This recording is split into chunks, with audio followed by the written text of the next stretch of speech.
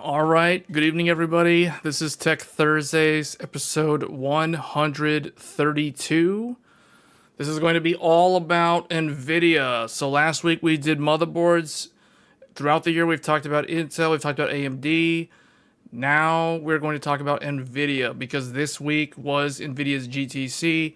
It used to be known for graphics technology conference or GPU technology conference. Now it has been rebranded as the AI. At least the industry is referring to it as the AI conference. And it's like the AI Super Bowl is what people are saying.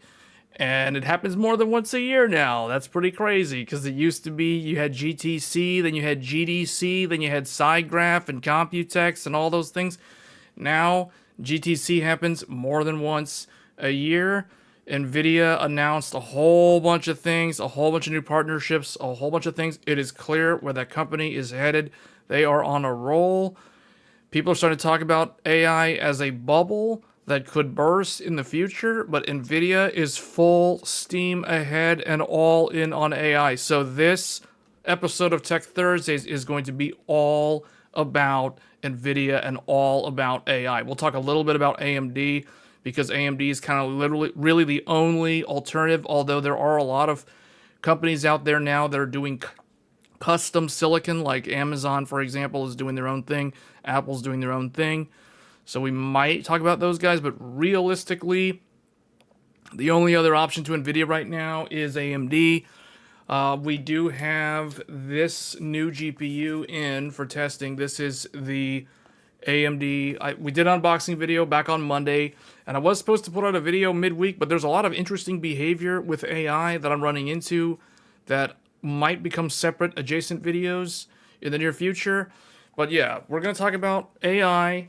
So I think everybody here is either wanting to hear more about it or you're like already sick and tired of it. Let's go ahead and get into this here. So let me get this going. Actually, before we do anything with Paint,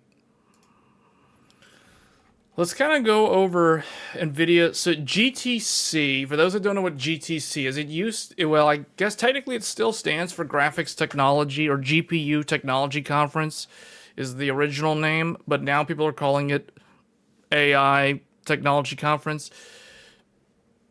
Or GTC is now synonymous with AI. Basically, AI infrastructure is here. It is in full blast, full steam ahead. There are a ton of companies. There are startups involved with AI. There are infrastructure companies involved with AI. There are data center companies now sprouting up all over the place. Whether you like them or not, they're here to stay, and they're taking up all the electricity. And people are starting to say, and this is where it gets kind of controversial, but people are saying that the only way to pay for these data centers is for the electric companies to raise the electric bills on residential customers. Now that is almost like shots fired right there, but I heard that from the people in industry talking about the AI data centers and the amount of electricity that they are using, because we're talking like gigawatts. We're talking gigawatts of electricity.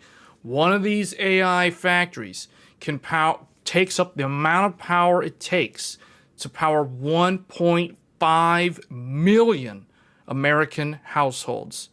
Just one factory will use up that much electricity.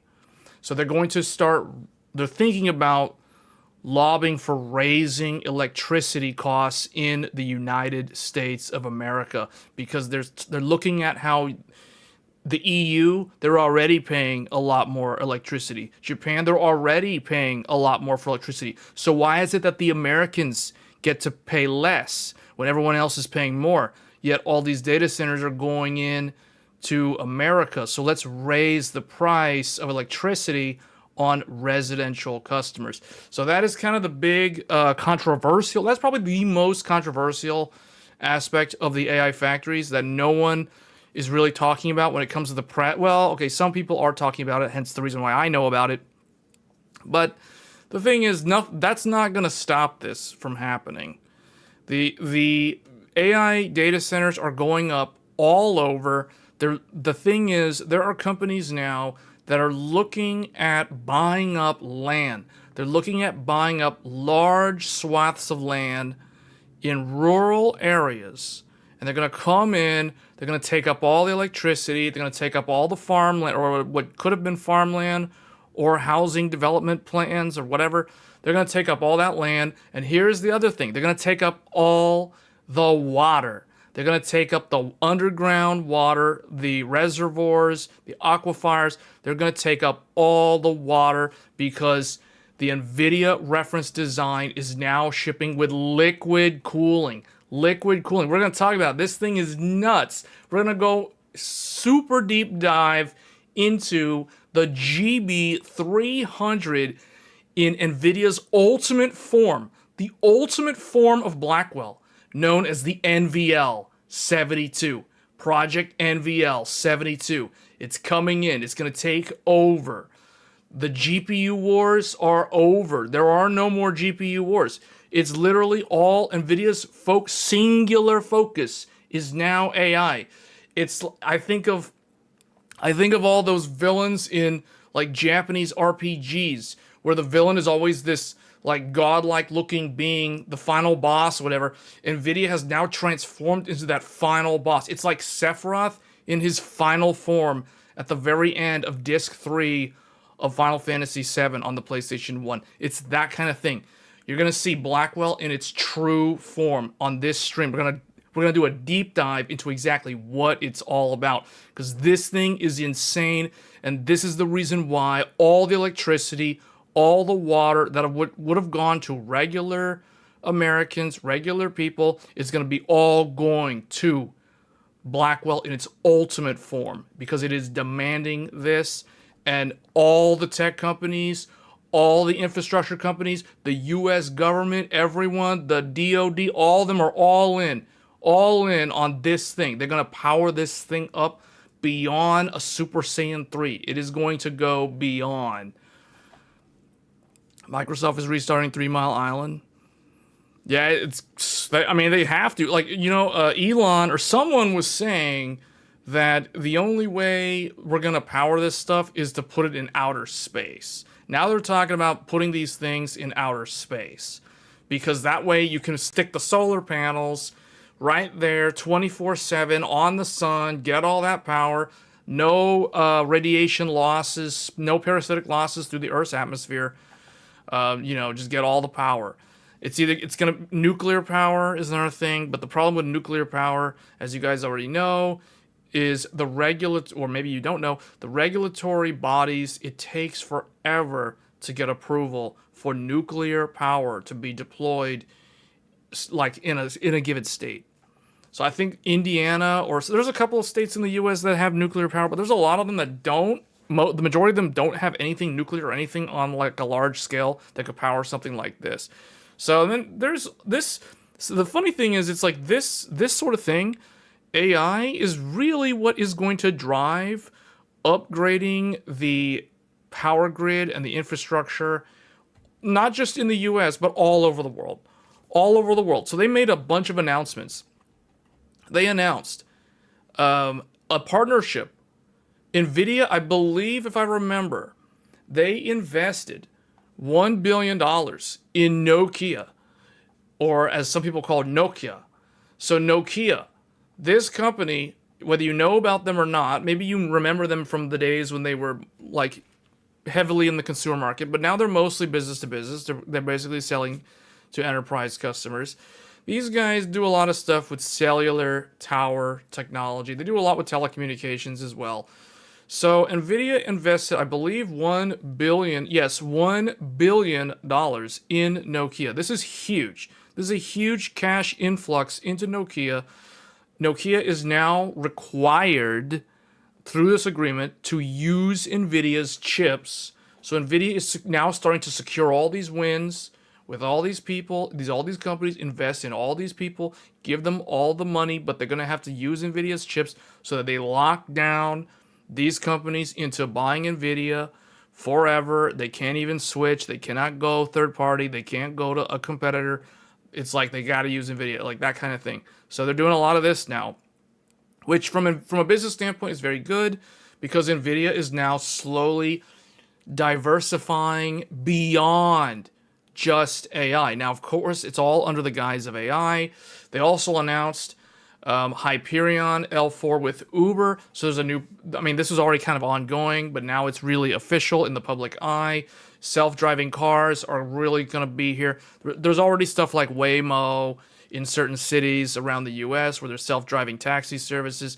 Uber is really wanting to adopt this as soon as possible. This is one example of how automation and AI can remove humans from jobs. I mean, to some capacity. We'll see how that plays out. But self-driving cars, really self-driving cars, you know, I kind of don't see a problem with self-driving cars because the whole idea is that they would behave better and traffic would flow more optimally. Now, obviously, that there's a difference between theoretical versus reality, but that is another thing that was talked about at GTC.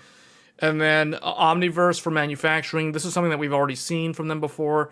This is basically digital twin, create digital twins. Earth has a digital twin. Nvidia has like a virtual version of Earth. And now Nvidia is saying that everyone needs to have a virtual twin of themselves. So it's like you and I should have our own, essentially our own clones that exist virtually. But now the whole question of who's the real one, like the consciousness, etc. Once you like deviate from the organic being versus like the AI copy, like who's real, you know, that kind of thing. So that's the Omniverse thing. And then the final thing that they announced was their NVQ Link, which is the quantum computing. They have a quantum switch, and they're looking at basically what they've done now is they've taken their GB300 or GB200 and they've put it like right next to this NVQ Link to help. They're using AI to make it so that the qubit doesn't have to be moved or measured, I should say. Doesn't have to be measured as often, using AI to predict the positions with high degree of accuracy. So they don't have to actually really measure the qubit because qubits are extremely fragile, and you know, if you damage them, then now it's like all of the actual results are invalid because there's a bunch of errors now. So quantum computing is really the bleeding edge of technology. Whether you're familiar with quantum computing, we did a Tech Thursdays episode, I think on one of the Tech Thursday episodes back in, I can't remember if it was like a year ago or if it was like earlier this year. We did talk about quantum computing at some point, and then I think 2 years ago, we talked about how quantum computers would actually work and how your motherboard and your CPU won't even be recognizable in 20 years from now if quantum computing really takes off by then. So yeah, we might do another live stream about that if you guys are interested in quantum computing. This is an extremely high-end topic, though, that requires a lot of mathematical concepts and physics concepts that I don't know if the average gamer that watches this channel might understand. But I do think that there's enough people that are enthusiasts that watch this content that might be somewhat interested in quantum computing. So we might save that for a topic of the future. But that's basically the kind of like the last thing that Nvidia talked about, or the last headline.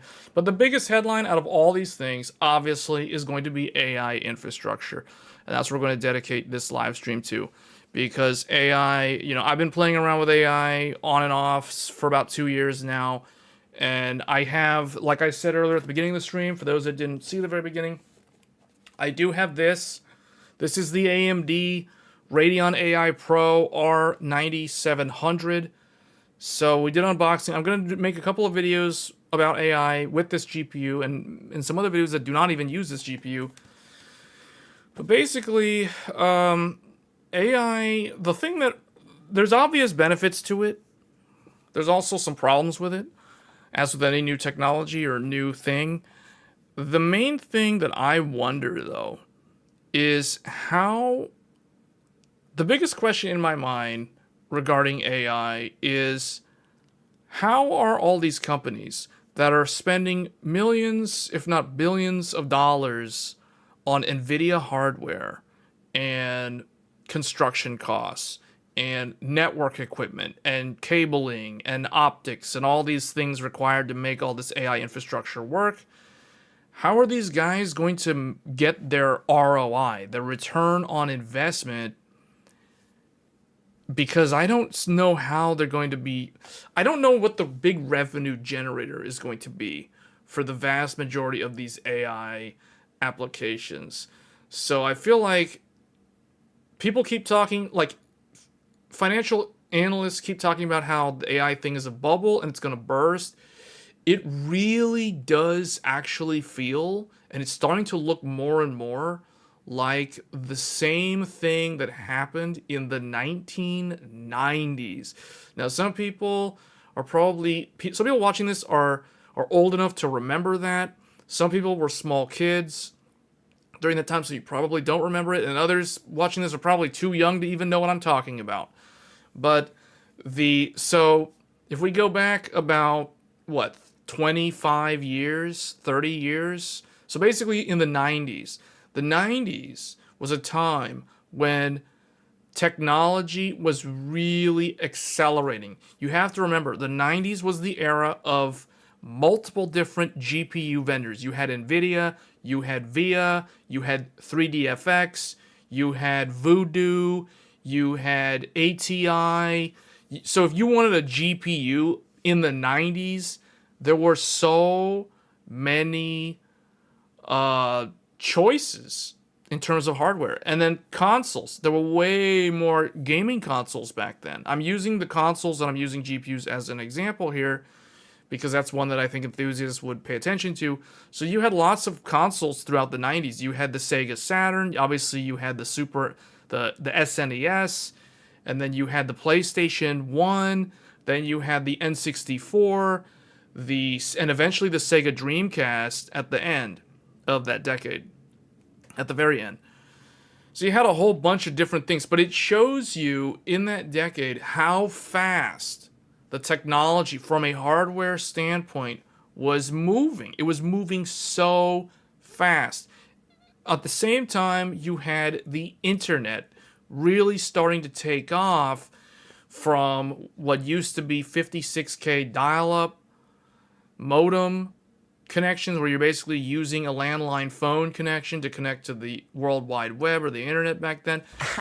That transitioning over to broadband cable, a lot of that was happening throughout the 90s decade. And desktop computers were starting to enter the average household at a very rapid pace in the 90s. And then what ended up happening, you had the search engine companies like Google and Yahoo, but Google's the one that's really famous. You had a lot of telecom companies, telecom hardware providers like Cisco. These companies were basically in a similar position to companies like Nvidia is today. So, and we all know what happened. That technology upward trend hit a wall. The bubble burst, the internet bubble burst, that they call it the dot-com burst, and people either made a lot of money or they lost a lot of money. But that's kind of what happened there. So the same thing is happening now with AI. Because you have a lot of people investing in this. There's a lot of people that are over-leveraged.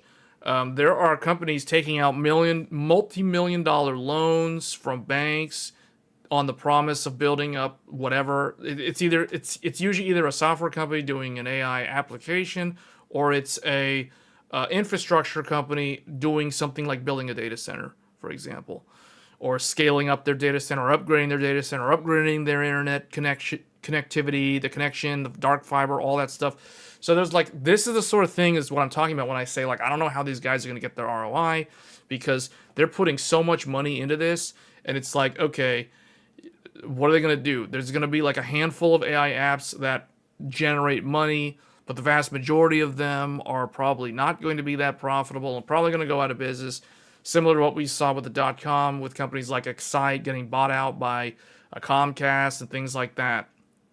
I really feel like that's sort of that's not going to happen like now or next year, but it certainly feels like that is something that we're going to see play out at some point in the near future. Back in future, Nokia has 500 billion, but they didn't do something now. When you say back in future, I think you mean back in the past, right?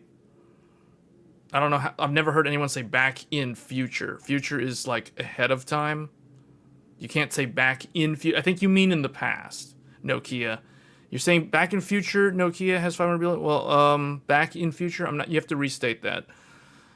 So anyway, so let's get into this thing, because the most interesting thing out of all of this for the hardware people is going to be the Nvidia hardware here. So the DGX GB300. Let me see if I can get a picture of the rack. Let me see. That's not the full rack. Hold on.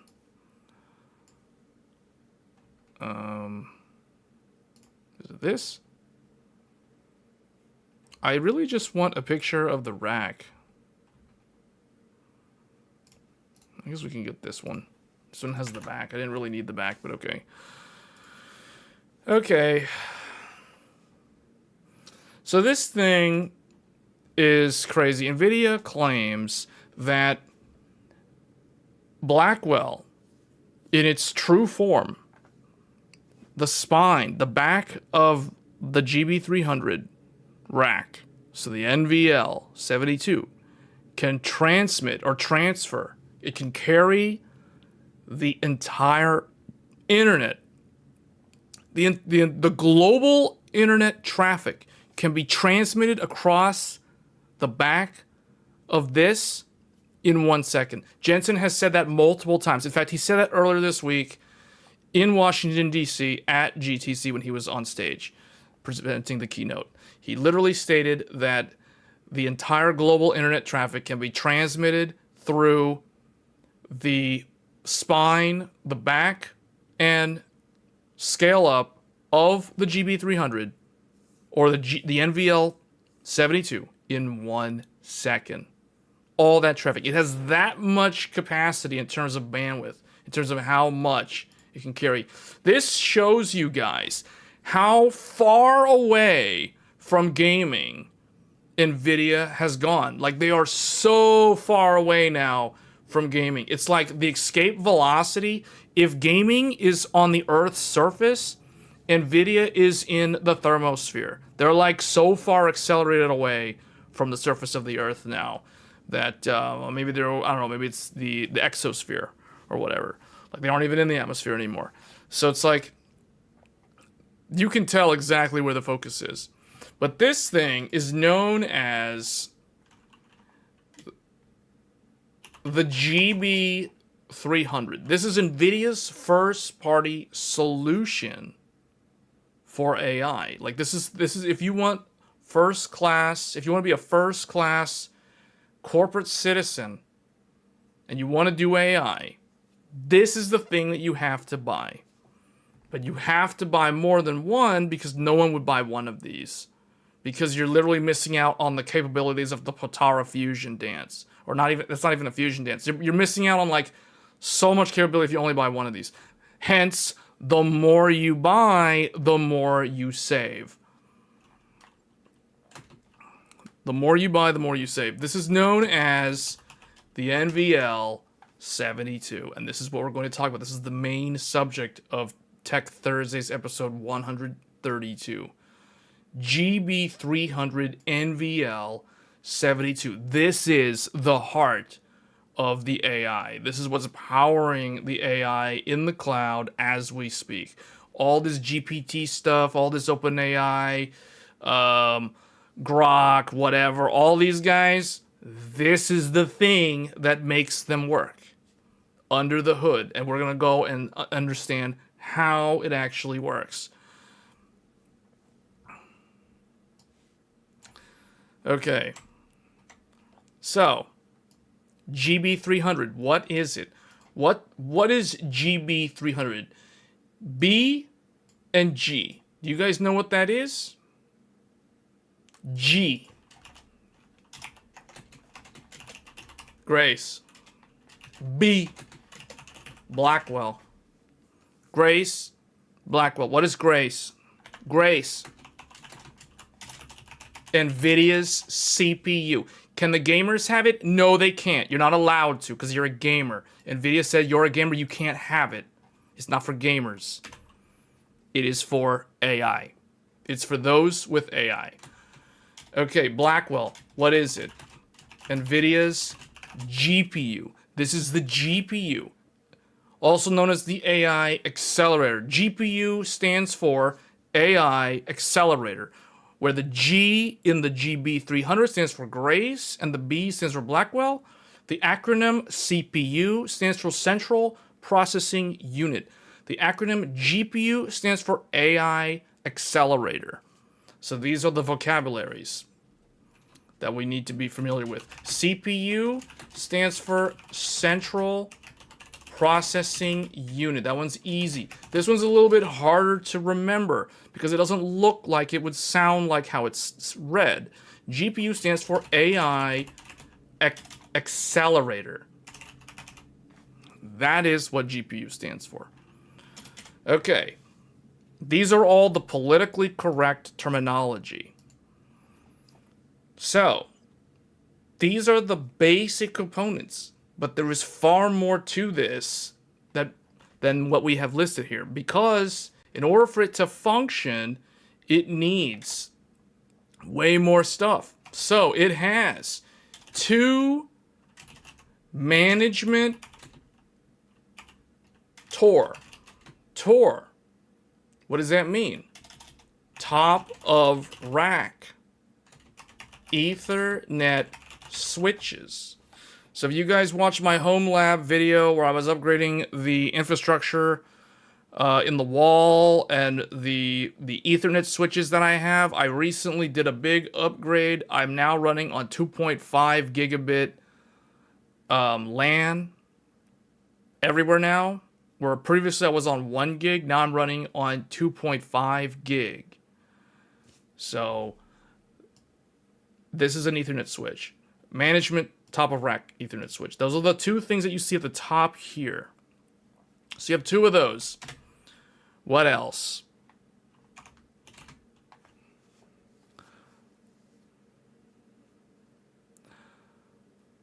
There is a reason why Nvidia wanted to have a partnership with Intel since they Intel CPU. But it's not Nvidia that's asking for that. It's the customers of Nvidia that are asking for that. Okay, so 4x power shelves. It has 4x power shelves. I can see them. There's 2 of them right here, and there's 2 of them down at the very bottom. So 1, 2, 3, 4. All right, so they have that. Then there are 10x compute nodes. 10 compute nodes. 1, 2, 3, 4, 5, 6, 7, 8, 9, 10. They're right here. 10 of them right there. I can count them all. Followed by, we're going from the top of the rack down to the bottom here. Now the power shelves are split. 2 of them are in the top. 2 of them are at the very bottom down here. But then we have 9 NVLink switches. The NVLink switches are literally the Patara earrings. They're the Patara earrings. Does anybody here remember an old technology that was meant for gamers?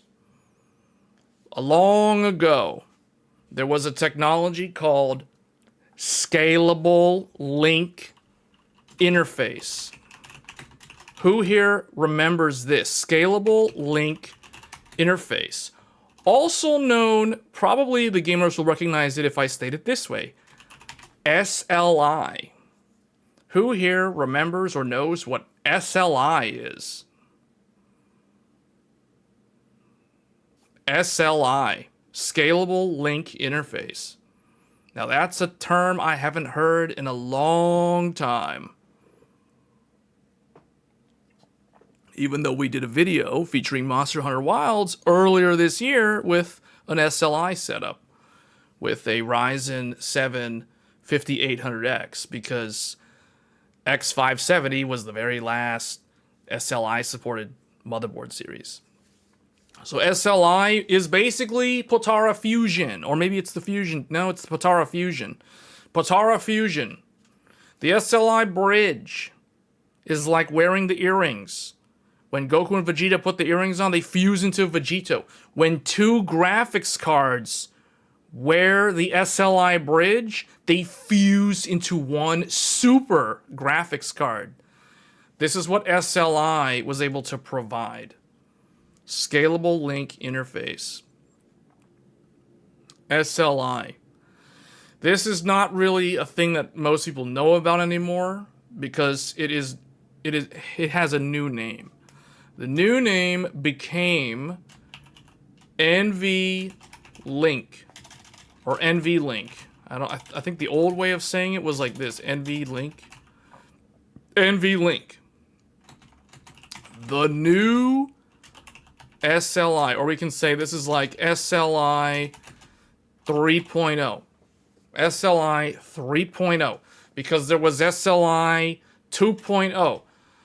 GTX 1080 had SLI 2.0 via high bandwidth bridge, or the HBB, high bandwidth bridge.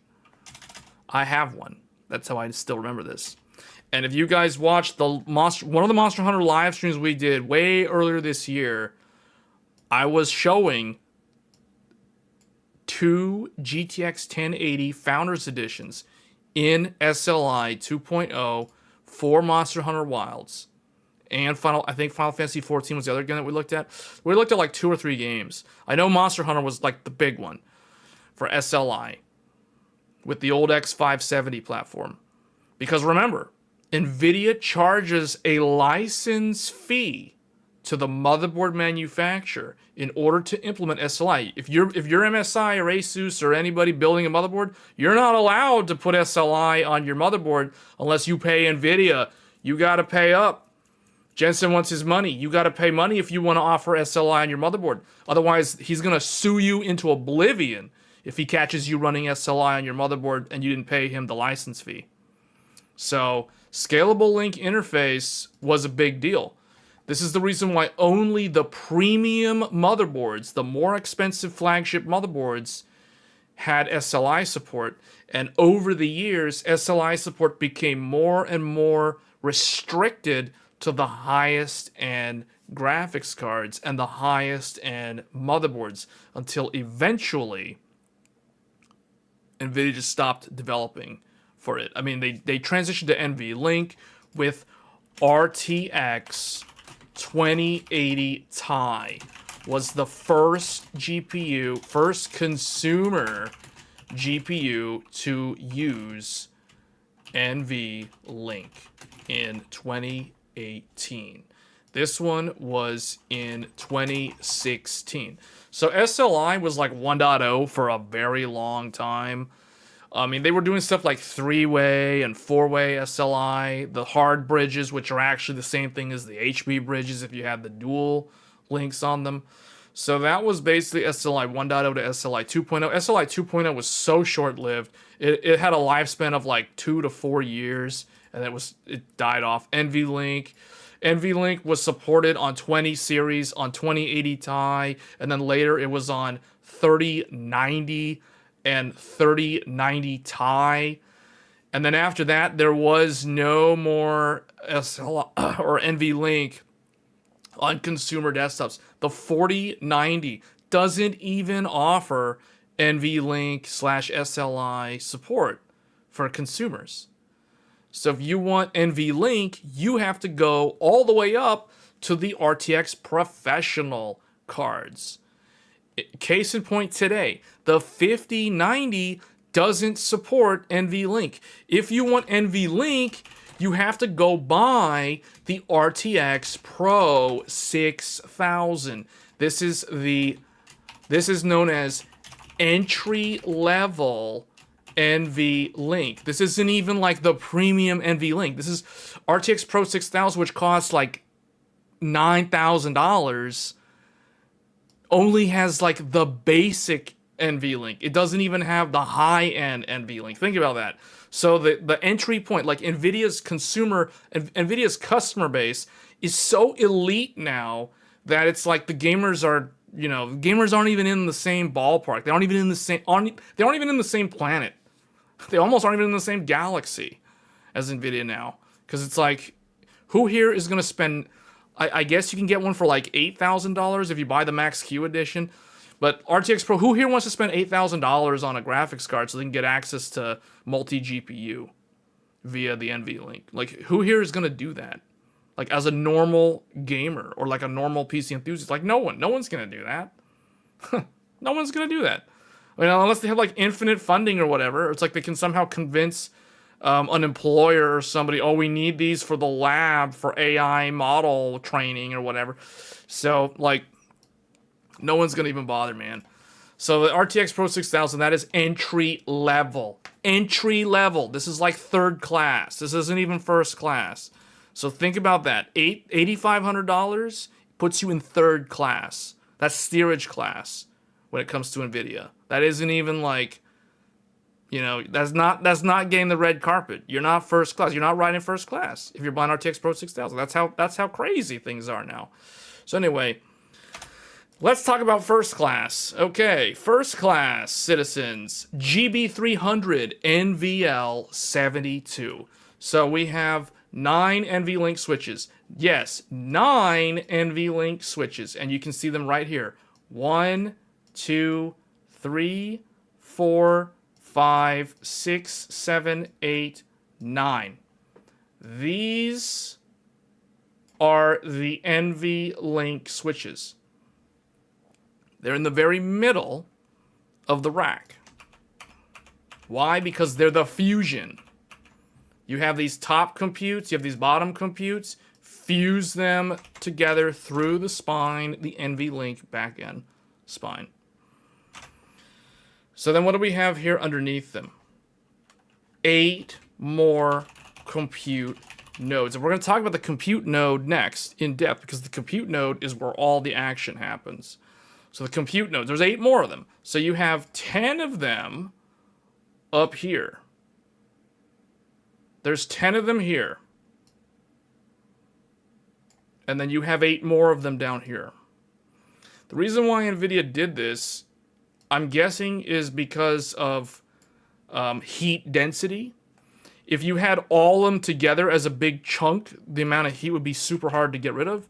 But if you spread them out, you have like half of them or a little bit more than half of them at the top and you have the rest of them at the bottom. Now you have the ability to dissipate the heat better. Now all of it's liquid cooled, but even though it's all liquid cooled, we're talking like, I think it's like in the kilowatt. It's like double-digit kilowatt numbers for this. So don't even think about trying to like plug this into like a regular wall outlet in a house. It's not going to work. It'll trip the breaker immediately. This is like industrial grade stuff. The only sort of infrastructure that is capable of handling this besides okay, let me rephrase that. Because a lot of data centers today, they don't even have the grid and the breakers in place to handle something like the NVL72. You got to have like super first class data center, super high end backbone power grid to be able to support this. Like, let alone one rack. Like, we're talking like multiple scalable units, which we'll talk about in a little bit. But yeah, the average rando data center today doesn't even have the power budget to support NVIDIA's GB300. That's how first class this NVL72 is. It is so high end that if gamers can't handle it, not even the average data center can handle it. That is how high end this thing is. So yeah, funnily enough, the crypto guys, the Bitcoin mining people that were doing that on a large industrial scale, the crypto people are, believe this or not, the crypto guys are the ones that are actually in the position to deploy these without too much trouble. The main problem for the crypto guys is not so much the power, because a lot of them were smart and they got all the power for cheap, and they already have the infrastructure in terms of the facility, rack space and power, that kind of thing. The problem for the crypto guys is the complete opposite of what the data center guys. So data center guys don't have the power. They have the network connectivity and the facilities, but they don't have the electricity. The crypto guys have the electricity and the facilities, but they don't have the network side. So it's funny because it's like, man, data center is missing one thing, or traditional data center, I should say. And crypto guys are missing the other thing. But if the two of them combined would actually have the thing that Nvidia is looking for. So that I find that actually quite fascinating. So you have your compute nodes down here. You got four. You have four more. Okay, I was a little bit incorrect when I stated the power shelves. They're not split. There's four of them up top. So the power shelves are right here. You have four of them at the top, and then the remaining four are down here. That's what those are. So those are the power shelves. And then the last thing, the rack itself, is actually designed to handle seismic bracing, or it comes with seismic bracing. Do you guys know what that means? You guys know what this means? Seismic. Who here knows what seismic bracing means? I want to see who's actually still paying attention, because we're not talking about motherboards, so people might be put to sleep on some of this stuff, or I might lose people. They might not know what I'm talking about.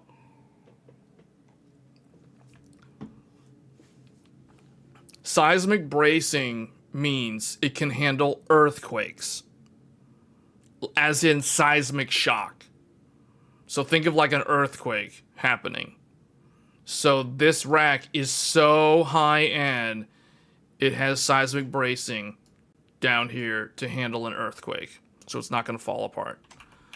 So that is how high end. That's how much they thought about this. Now this is, I say that, but I'm exaggerating this point because a lot of data centers have seismic bracing in their racks to begin with. So this isn't really anything super substantial. But the thing about this is this thing weighs over 2 tons or 4,000 pounds.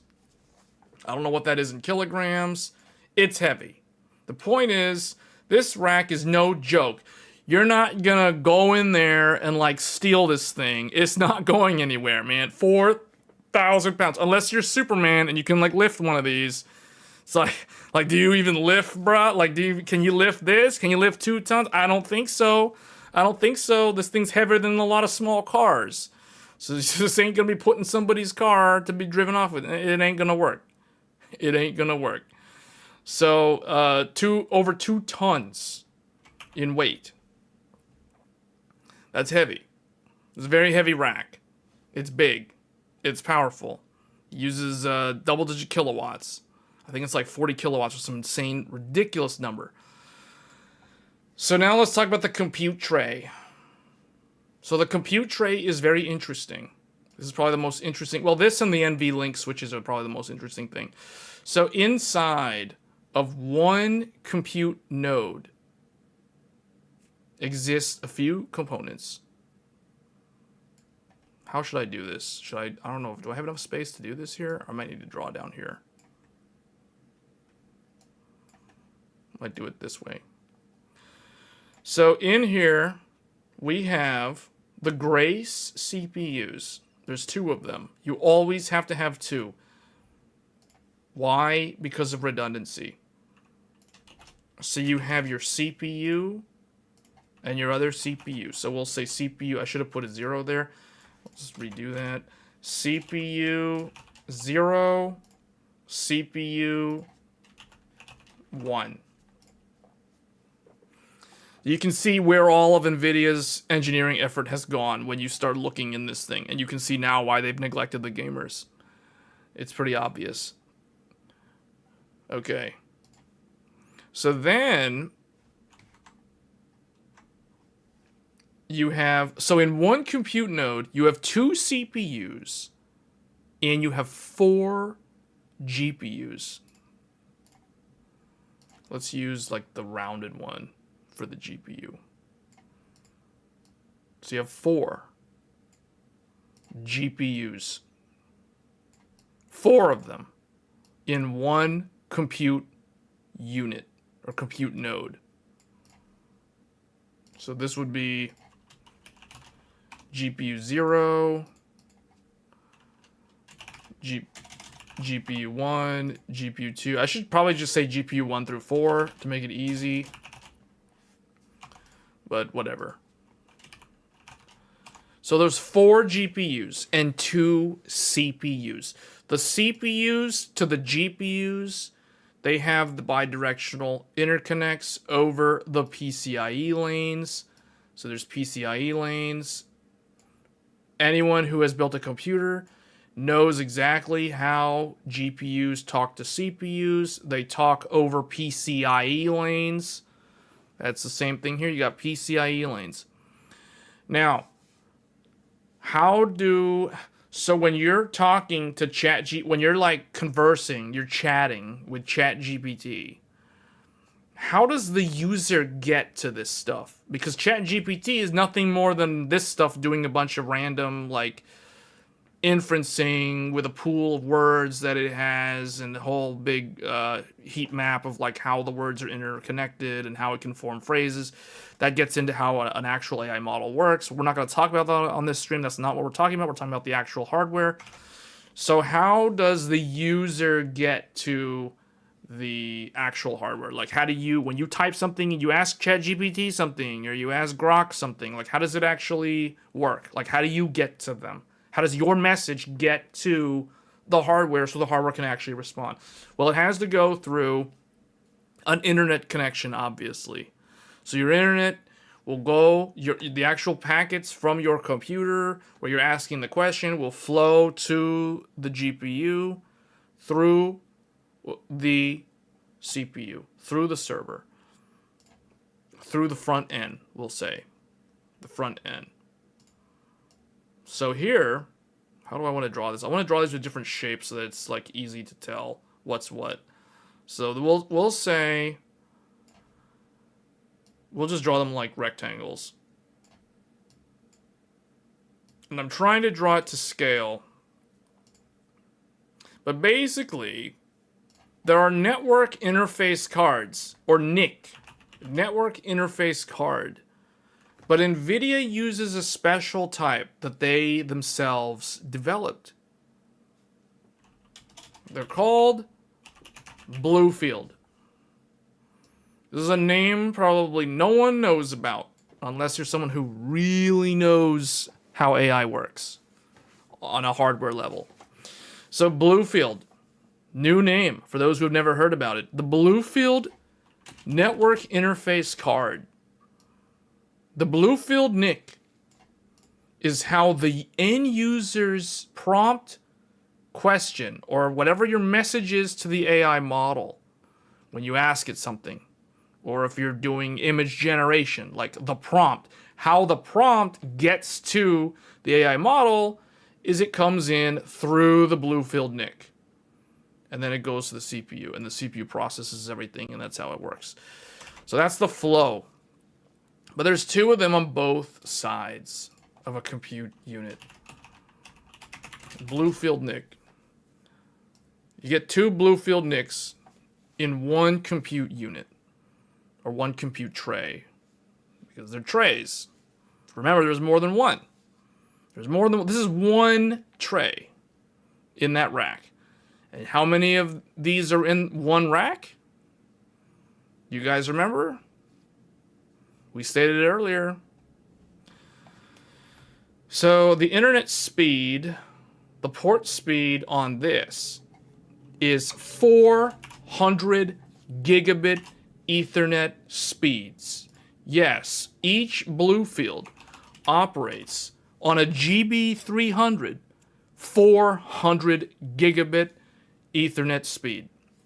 So, and here I was a few months ago thinking, oh man, I went from 1 gig to 2.5 gig. My internet speeds are so fast. My intranet speeds are so fast. Blazing fast, 2.5 gig. Yeah, I'm nerding out about 2.5 gig. Meanwhile, Bluefield's here at 400 gig per Bluefield. So that's 800 gig. 800 gig. 800 gig internet speeds for one compute tray. One compute tray. How many trays are this? 18 of them. Multiply this by 18. 18 of these. Now do you see why there's so much money required in AI? Imagine buying 18 GPUs. 18 of them that are like $20,000 each. We're not talking about RTX Pro 6000. No, that's cheap. RTX Pro 6000 is low end. That's the budget stuff. But even then, imagine buying 72 of those. Like, what's the math on that? $8,500 times 72. So let's think about that. 72 times RTX Pro 6000. That means we'll say $8,500. This is the average price. This is the average sales price of an RTX Pro 6000 times 72. That means you have to spend $612,000. And the performance of that amount of money on those GPUs is nothing compared to the performance of one of these NVL72s. So this is the reason why the money when it comes to AI is redonkulous. It is stupid expensive. Okay, so Bluefield NICs, 400 gig internet speed for one NIC. And remember, there's 2 of them per tray. Also, I forgot to also mention, well, no, I didn't forget, but we're getting there. So there's also some more stuff here for the network. There are actually more network interface cards, and I'm running out of space. Yeah, I probably made those too big.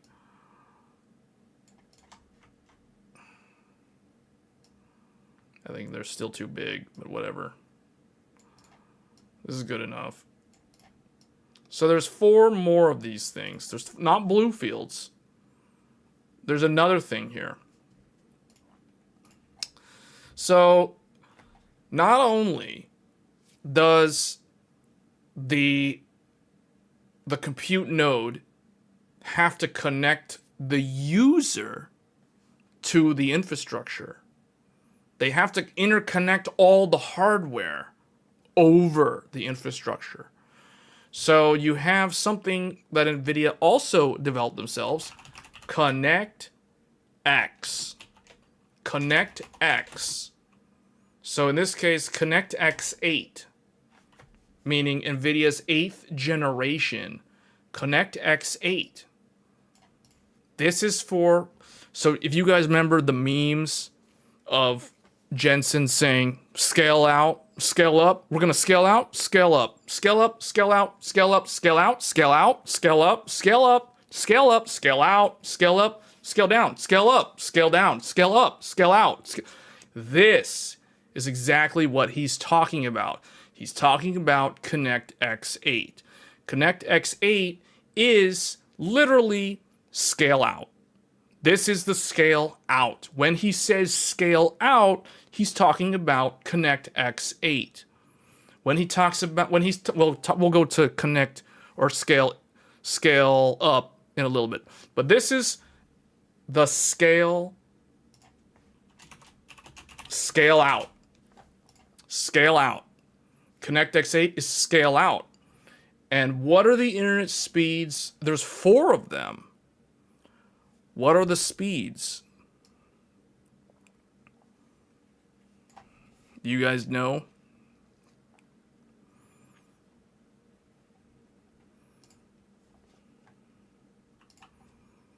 Anyone want to guess?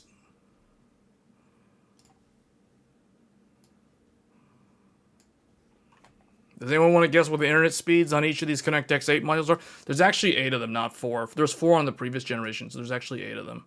There's 2 per GPU. They have to have redundancy. So there's 8 of these for scale out.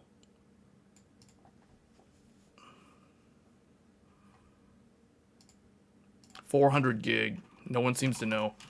So yeah, we're definitely so far deep in the woods now of Nvidia's infrastructure that I'm losing a lot of the viewers. Like, people aren't really understanding what's going on, which is fine. It's just, this is to give you guys an idea of why Nvidia has abandoned gamers. This is the reason I'm literally showing you guys why Nvidia has abandoned gamers. Because in Nvidia's mind, and you know, arguably, I kind of understand where they're coming from. This is fantastic hardware. This is really cool to geek out about this sort of stuff. This is insane. Like, look at the internet speeds, man. Look how many, like, look at this. Dual 400 gig to the end users. This is known as north-south internet traffic, or north-south traffic. Bluefield is handling north-south traffic. ConnectX is handling east-west.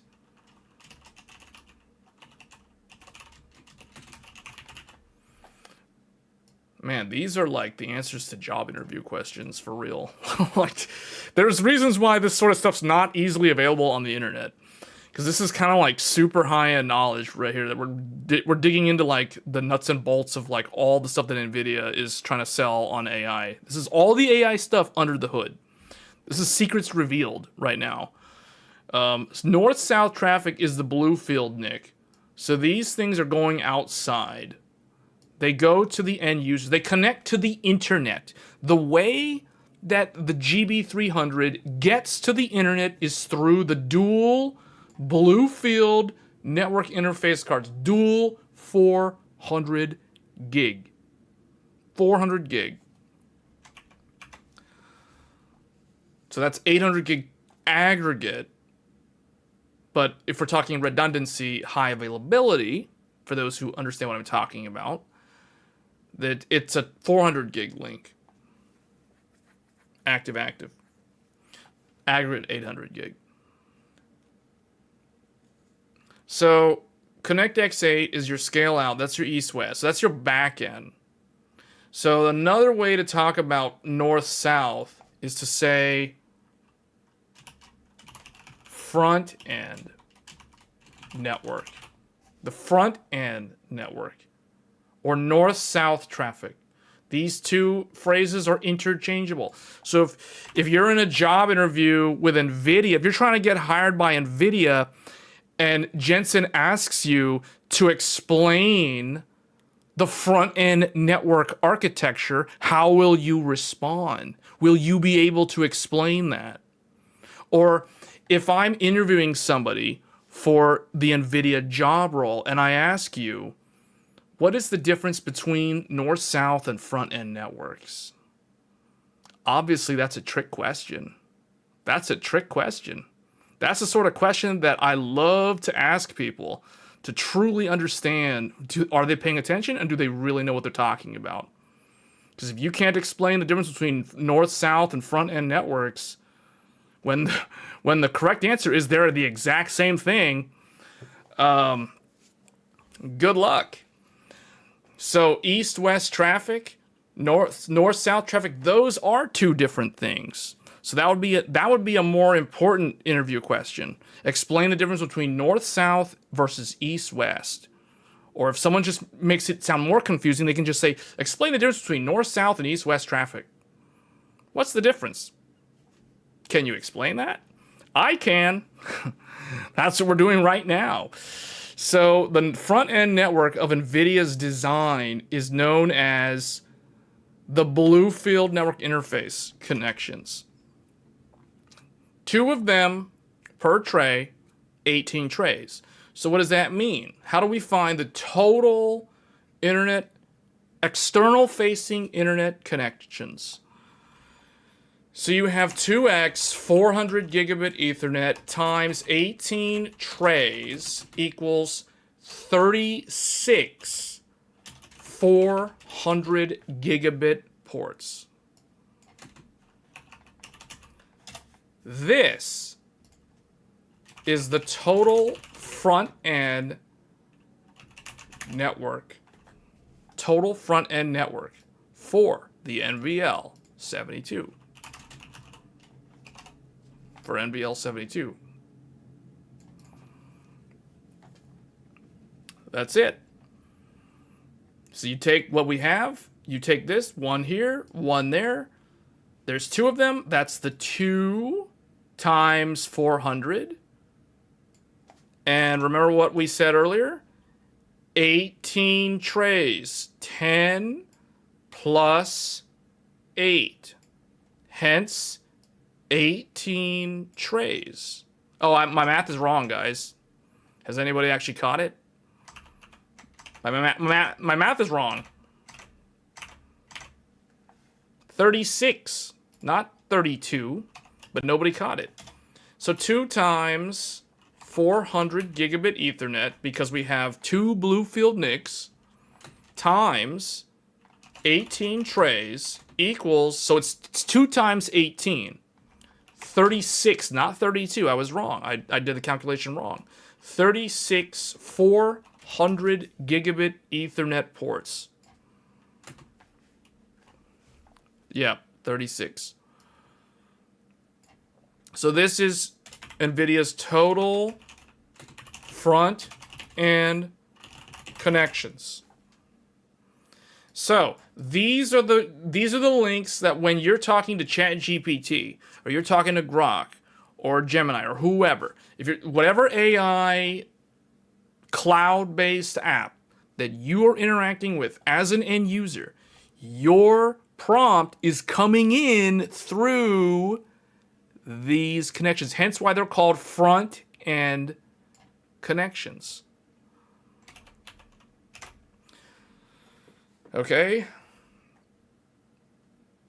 So this, remember, this is one of these compute nodes. One compute node has 2 CPUs and 4 GPUs. 2 Grace CPUs, 4 Blackwell GPUs, hence the G and B, Grace Blackwell. 300 is the 3rd generation, the latest and greatest. So that is what this is.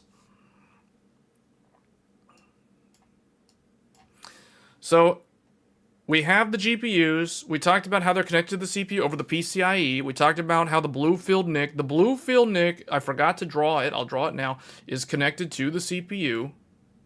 These are connected to the CPU. Or whatever, we'll just try to make this consistent.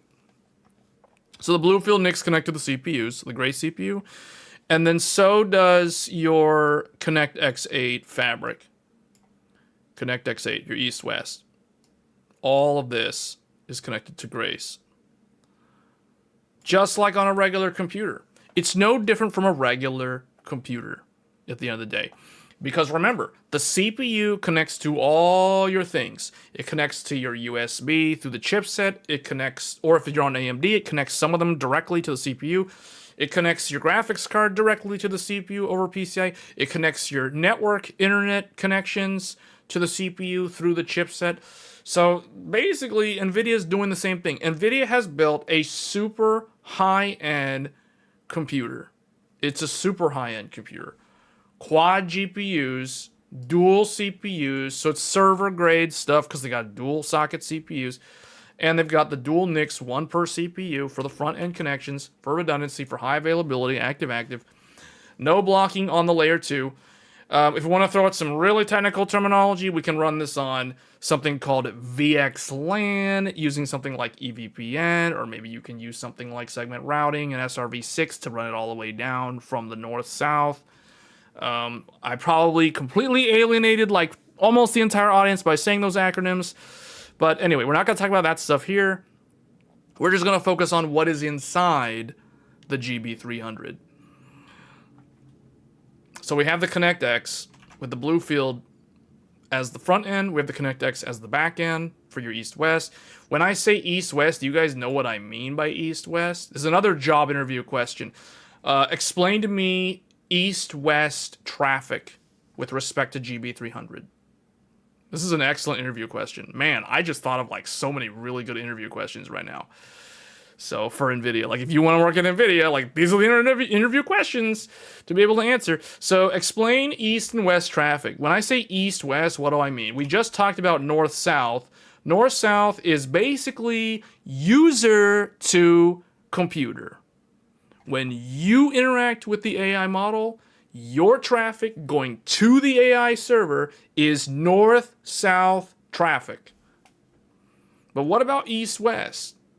What could east-west imply? If north-south is literally going in and out of the data center, what is east-west?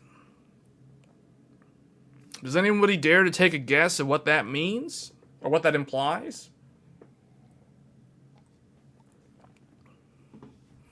Same level of users?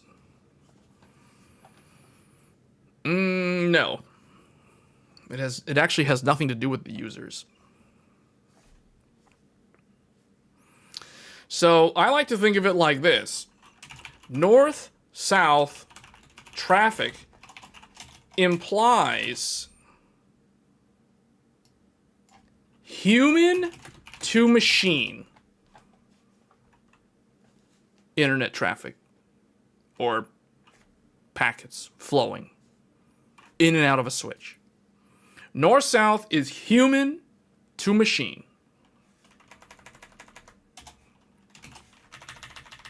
So, east-west traffic implies what? Data to and from PC. So you're saying data to the PC from the PC. So you're onto something with that. How can we restate that in a way that I wrote up here? It is machine to machine. It's machine to machine traffic. So it's literally the machine talking to either itself or to another machine. There was last year, maybe it was even 2 years ago. There's this famous video that was circulating around the internet of two AI bots that were actually talking to each other. This is a fascinating video. I don't know if it's real or fake or whatever. So there's two AIs. There's two AI models talking to each other. One of them is an AI app that is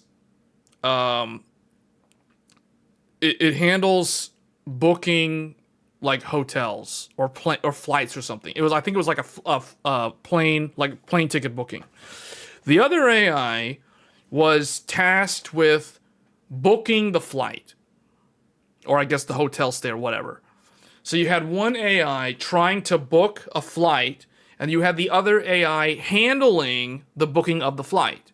So one of them is representing the airline company.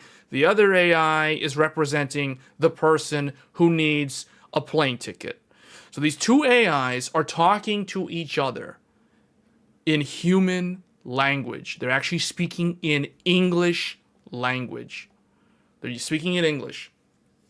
But at a certain point in the conversation, the two of them realize that they're both non-humans, that they are both not human. They're not organic beings. They come to that realization while they're talking to each other.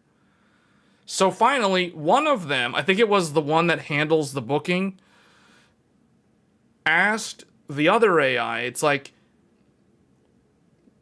since we're both AI, should we switch to machine language? And that AI agreed. So then after that, they immediately switched over like that to talking to each other in AI, in machine language. And it was so fast that the humans listening couldn't even comprehend what they were saying. They were talking so fast and processing the information at the speed of light that the humans listening into the conversation were completely lost. They had no idea what was going on. Hence the reason why humans are trees, plants, compared to AI or machines in terms of how fast they process things, or I guess thoughts or whatever, words, whatever. The humans couldn't even keep up. They move so slow. Hence the analogy, humans are like trees and plants. They move and change so slow compared to machines, which move and function and process so fast. It's like they aren't even in the same league. It will be unfair to compare a human's ability to process things like mathematical calculations, for example, to a machine. Think of how fast a machine can process mathematical computation versus a human brain. The human brain is so slow. Even if someone's a human calculator, it doesn't matter. They're not going to be able to solve differential equations in like half a second compared to a machine. So that's the problem. So this is the fascinating thing. So basically, northwest traffic means human to machine communication over the network. East-west traffic is referring to machine communication. So when a machine is talking to another machine through a protocol or whatever, maybe in the case of MCP, AI is using MCP now, but that is technically not east-west traffic in the context of Nvidia's GB300. East-west traffic is when one GPU can talk to another GPU.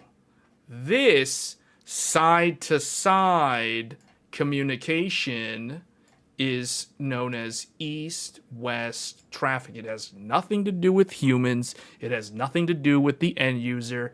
Anytime someone refers to east-west traffic, they're talking about GPUs communicating amongst each other as though they were peers having a conversation. That is east-west traffic, and that is the correct answer on the Nvidia job interview.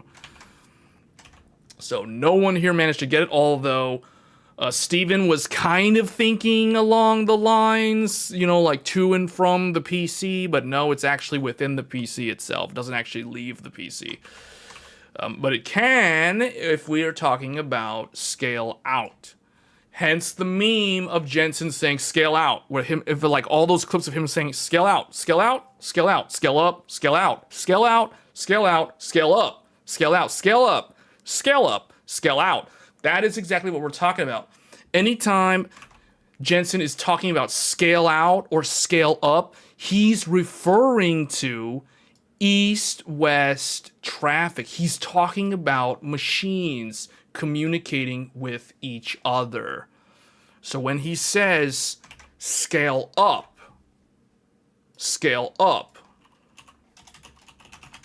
what does he mean? There's two different terminologies: scale out and scale up. You can scale up or you can scale out. Scale up, scale out. GB300 supports both scale up and scale out. So what is scale out? We just talked about scale out earlier. Scale out is ConnectX-8. ConnectX-8 has 400 gigabit. Wait, I don't know if I wanted to erase that.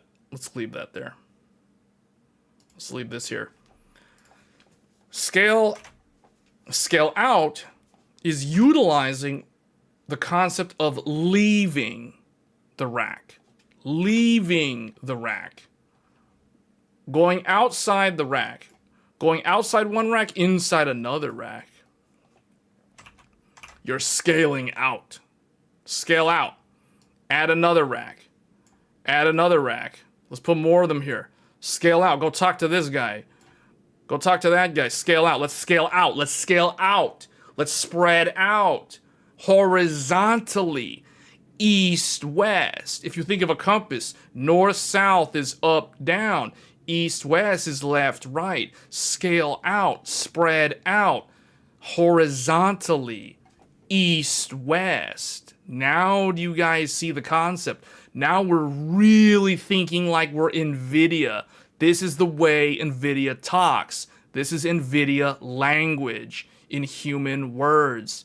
Scale out, east, west, stretch out, spread out, horizontally, scale those racks, put in more racks, spread them out, scale out, scale out. Now you guys know what scale out means when the CEO is talking about scale out. That's what he means. Add more racks, buy more Nvidia stuff, buy more racks, buy more GPUs, scale out, keep scaling out, scale out, and also scale up. Because when you scale out, you're also scaling up. You're scaling out, you're scaling up. But what is scaling up? Scaling up doesn't mean north-south. Scale up. What does that mean? Scale up is going to be the most interesting topic. This is the most controversial one. Scale up. So scale out, everyone knows what scale out is. Scale out is spread out. Add more racks. East-west traffic.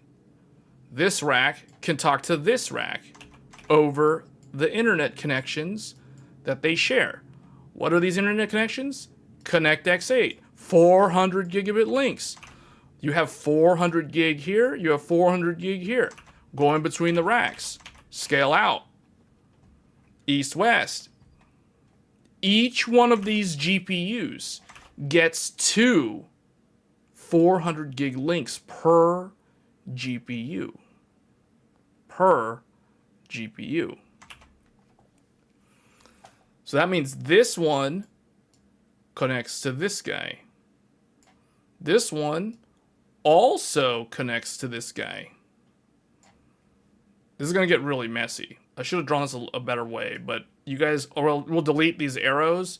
You guys can see scale out refers to allowing the GPUs to communicate with other GPUs that exist in other racks.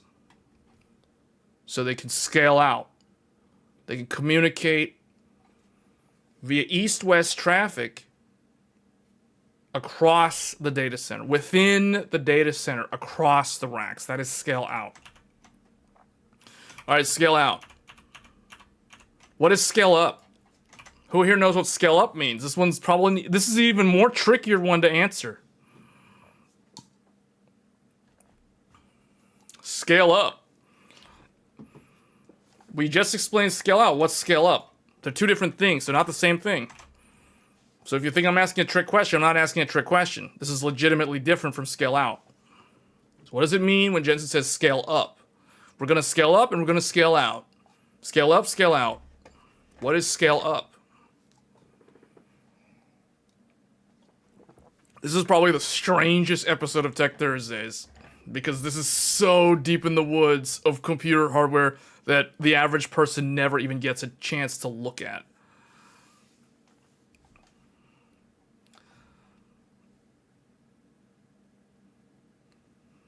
Anyone care to guess what scale up is referring to? Mark is saying machine learning.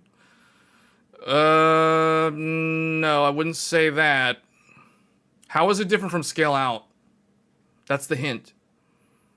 To maintain the memory as you add new memory? There's no adding memory. No. You don't upgrade this. There's no upgrade path with this. When you buy this from Nvidia, that's it. All this stuff is included. It's already maxed out. You can't add more RAM. You cannot add more memory. It is a fully integrated solution. So no, that's wrong. That's not what scale up means. But I understand your train of thought, though. I understand what you mean by saying scale up can refer to adding more memory. But in the context of Nvidia, no, that's not what it means. Increased processing capacity upgrades? No. No. I'll give you guys another hint. It has to do with... It's a similar concept to what scale out does. Add more units to the cluster. You're not really... Okay, scale out does what you just said. Adding more units is scaling out. Okay? So when you say add more units to the cluster, you're talking about like, oh, add more racks, right? Because remember, this is a fully complete solution. If you buy this from Nvidia, they ship you the whole rack. They deliver the entire rack pre-installed. Everything is already cabled and ready to go from a back-end scale-out perspective. Or scale up perspective. There is literally nothing that you're going to install. You're not going to add anything to this rack. The rack is fully populated from day one. There is no upgrade path. There is no changing what's in the rack unless something is faulty and you have to swap it out for a replacement. That's a different story though. So when you add more units, you're scaling out because you're buying additional racks that are already fully populated with everything that you need. There is no, oh, I'm going to add more GPUs. No, you can't add more GPUs.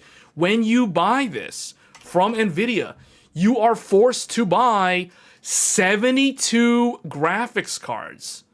72 graphics cards included in the package. 72. That's hence the reason why it's called NVL72. NVLink 72 GPUs. You're literally buying 72 of these Blackwell graphics cards when you buy the GB300. Scale up then is to make racks with more GPU, VRAM, etc. No, it's actually a lot more. You're thinking too hard on it. Scale up simply just refers to the ability for this GPU to talk to this GPU or that GPU or this GPU. Scale up means that not only does it have the ability to talk to its neighbor GPUs in the tray, but it can also talk to the GPUs that are sitting above it and sitting below it. Because remember, these four are literally one of these trays houses those four GPUs. They're literally right there. All four of those GPUs and the two CPUs are literally in this tray. Which means there are four sitting above them and four sitting immediately below them, and then there's four more above those and four more above those, and you have the ones that are down here. You have four down here, four down there, four down there, four down there. It's like they live in a high-rise apartment complex. Four of them room together in one apartment, but then they've got neighbors. They've got four GPUs that live across the hall from them on the same floor. Well, I shouldn't say on the same floor. On the floor above them, then they've got four more that live down below them. There's 72 GPU tenants that live in one rack. So scale up is referring to the ability of the GPUs to talk to each other within the rack, within one rack. Because you've got GPUs that live down here underneath them. You have GPUs that are above them. You have GPUs that are below those GPUs. So how does this GPU talk to this GPU? How does this GPU talk to that GPU? This is the concept of scale up. Scale up. Scale them up. All the GPUs need to be able to communicate with each other over a super fast spine. A super fast spine. This, the way this is done, is using NVLink. This is the purpose of the NVLink. The NVLink switch. 9 of them per rack. 2 switching chips. So that means you have 18 chips total that are handling the scale up.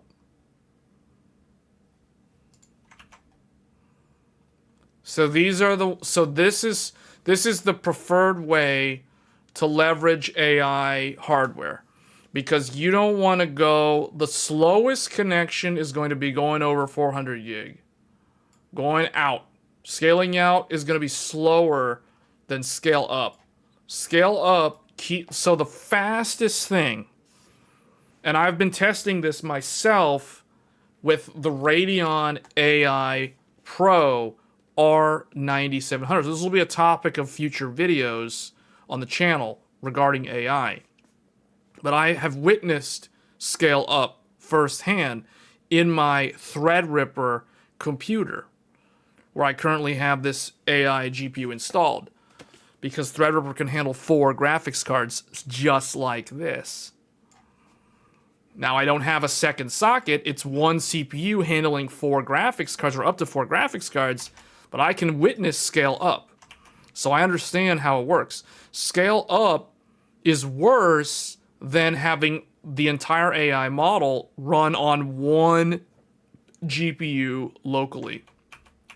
So for example, if your AI model can fit in the VRAM of one GPU, that will always give you the best performance.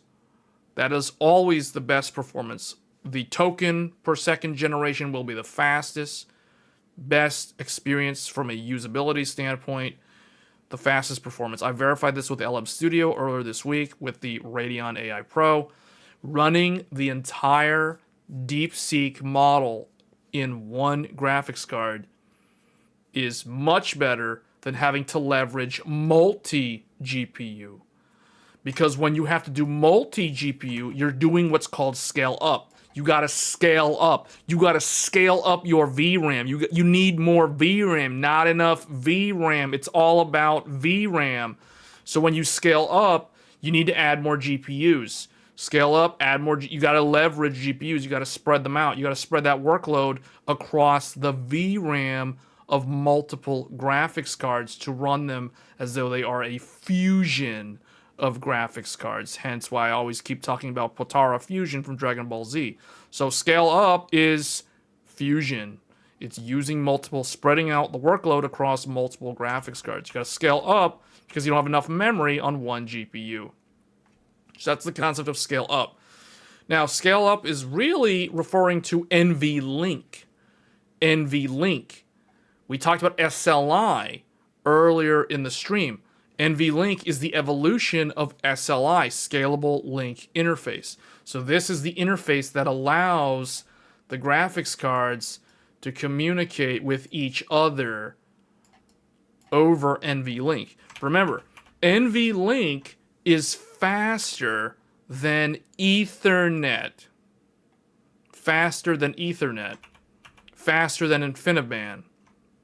Because NVLink, actually InfiniBand is using a version of NVLink when InfiniBand is what's running. But we're not talking about InfiniBand because InfiniBand is really the scale out. So we're talking about scale up. Scale up is within the rack. So when I say, I guess we can delete these now. When I'm talking about scale up, I'm talking about all the GPUs being able to talk to each other within the GB300 rack, within the NVL72 domain. Talking over the NVLink switches. This middle section right here is the NVLink, the 9 NVLink switches. Scale up. Scale up and down. Within the rack. Confined to the rack. This is scale up. Scale out, spread out. Go to another rack. Communicate between the racks. It's going to be slower than scale up. So, best performance, stay in one GPU. Second best, scale up. Third best, scale out. In that order. So, this is how this basically shows you guys where all of NVIDIA's engineering efforts have gone. It's into these concepts. They've taken SLI, first they turned it into NVLink, now they've turned it into this scale-up monstrosity that can scale across 72 graphics cards, all in one self-contained rack, as an all-in-one solution. And then it's like, oh, if you need more, and you most likely do, then you got to scale out. That means you got to buy additional racks that each come with 72 more graphics cards. So now you're scaling up and scaling out. All the while, the front end stays with these 400 gig dual interfaces that go through the CPU. So now we need to talk about, like, how do they actually pull this off? Like, how do you install it? How do you get this up and running? Like, you have all... So basically, if you buy the NVL72 from Nvidia, you don't have to worry about your scale up. That's already taken care of. You don't have to worry about that. They do all that for you.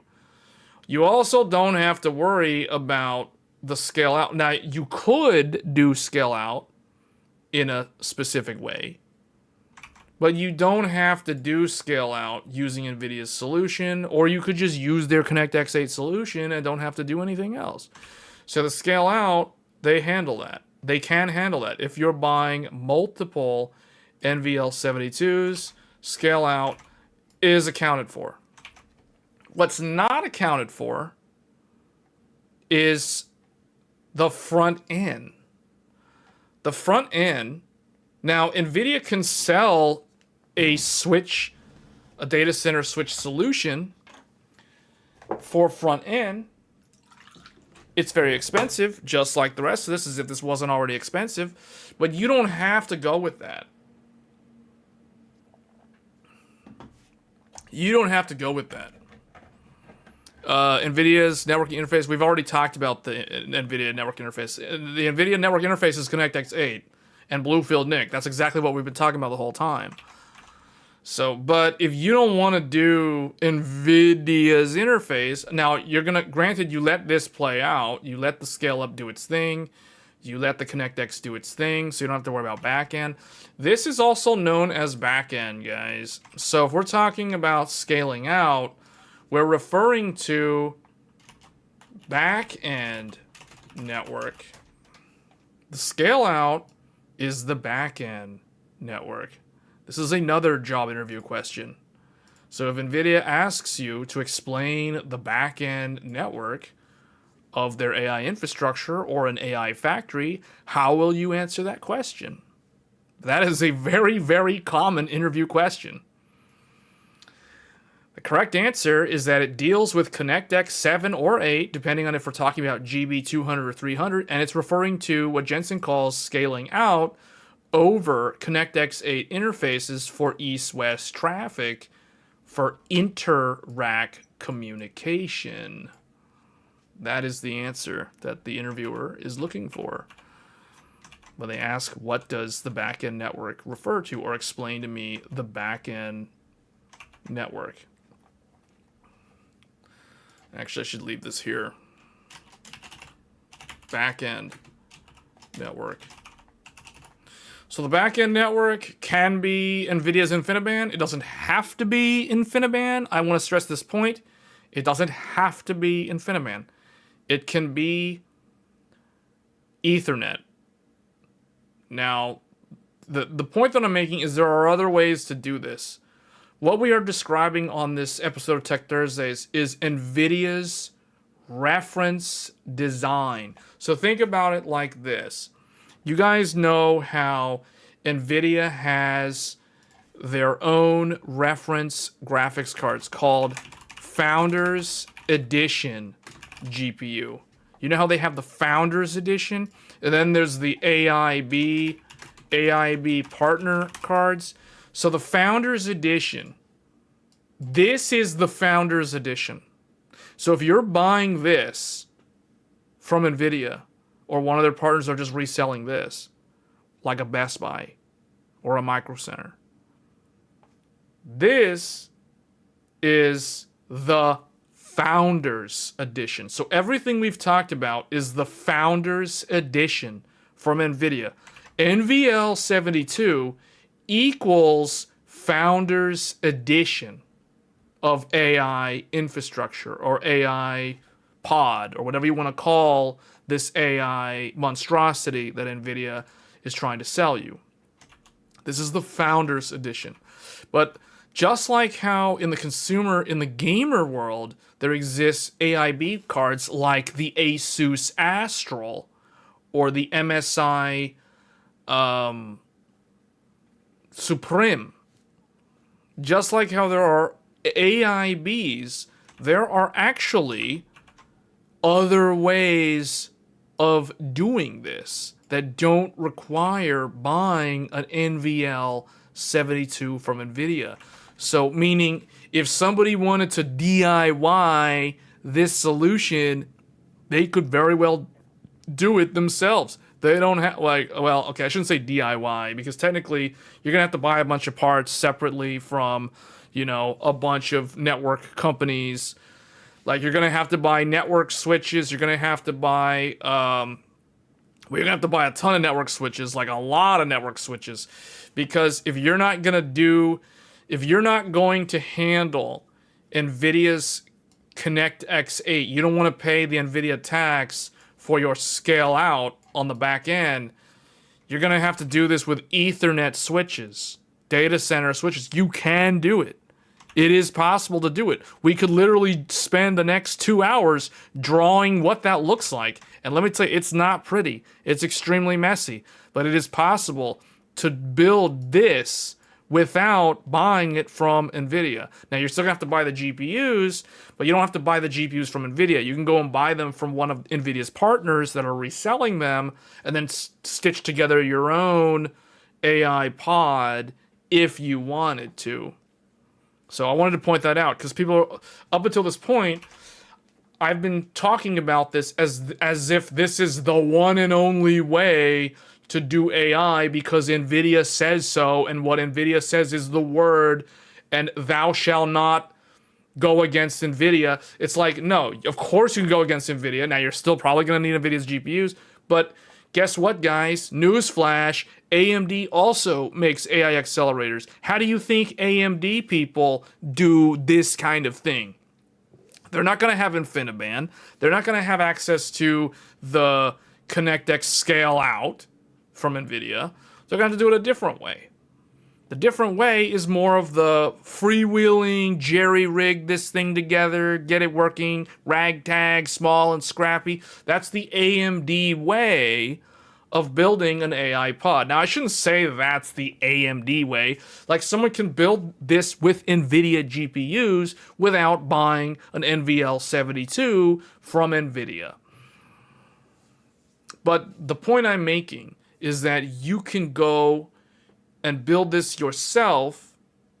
Well, maybe not literally by yourself. You'd have to still partner with one of the resellers, but you could go and build an NVIDIA AI pod without buying an NVL72, or you could buy an AMD AI pod without buying an NVL72.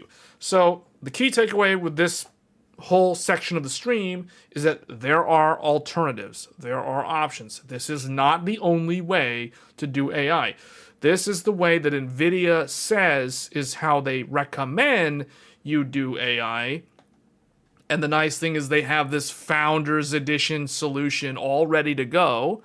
You can just buy it from them and everything's there and it's like already pre-installed and it's great. But it's very, very expensive. It is very, very expensive. It is super heavy because it has a ton of copper interconnects in the back for the scale up.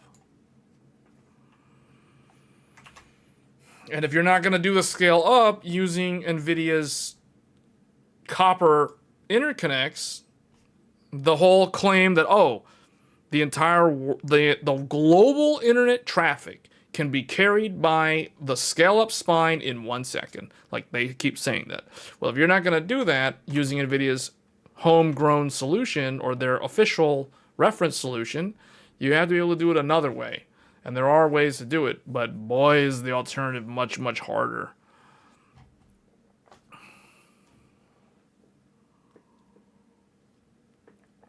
What's this talk about SFPs? 1x player Apex?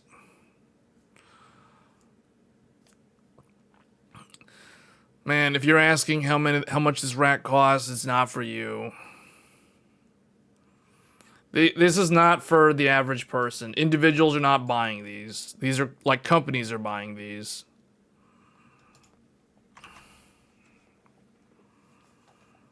I mean, I'll just say this. I'm not going to tell you the exact amount, because the exact amount, you'd have to get a quote from an actual supplier.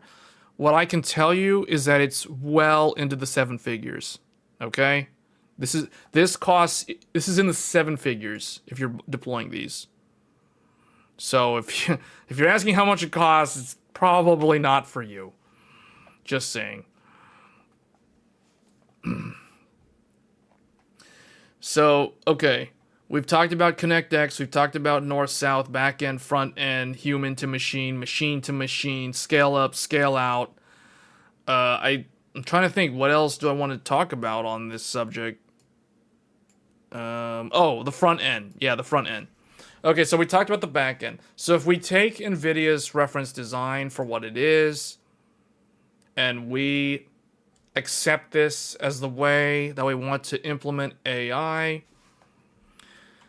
then the only thing we have to buy in addition to this is the front-end network. We have to buy the front-end network. Now, you could buy it through Nvidia. They'll sell you a bunch of Mellanox switches, and they can get it to work in the same way that everyone else would get it to work.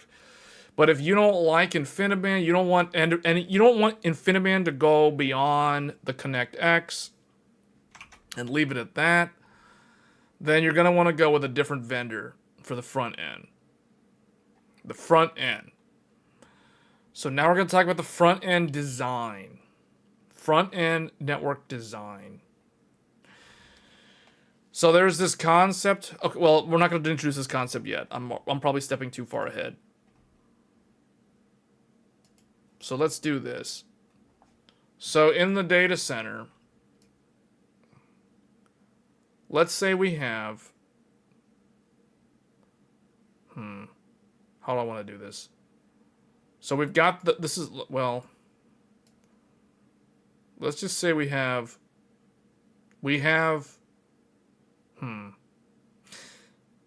how can I draw this which is easy for people to understand? This is going to be hard to draw. We have one rack. One rack. So one of these. How many GPUs are in this rack? Who here can tell me how many GPUs are inside this rack from Nvidia? The Founders Edition GB300. How many graphics cards do you get if you buy a GB300?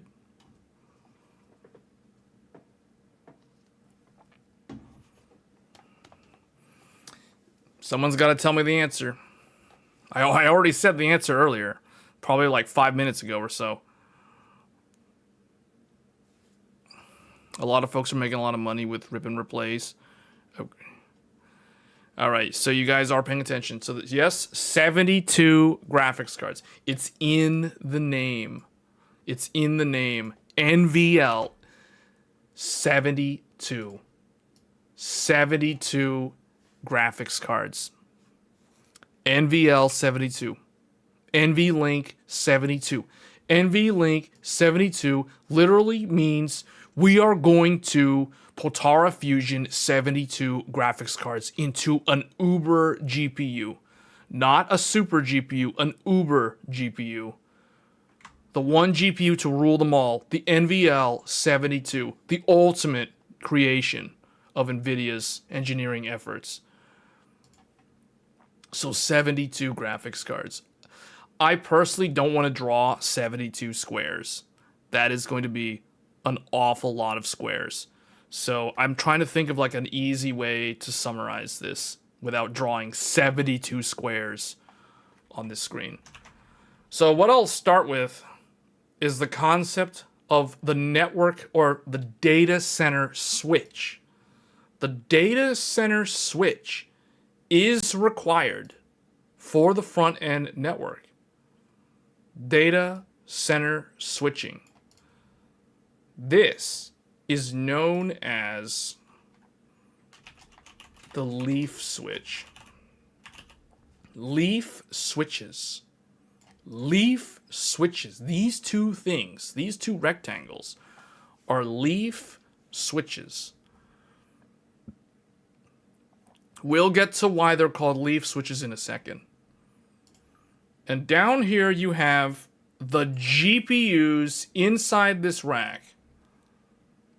So you literally have, what is the best way to draw this without drawing 72 squares? So we know what we can say is that there are 4 graphics cards in one compute node. In one compute node. Because, well, I drew it on the board.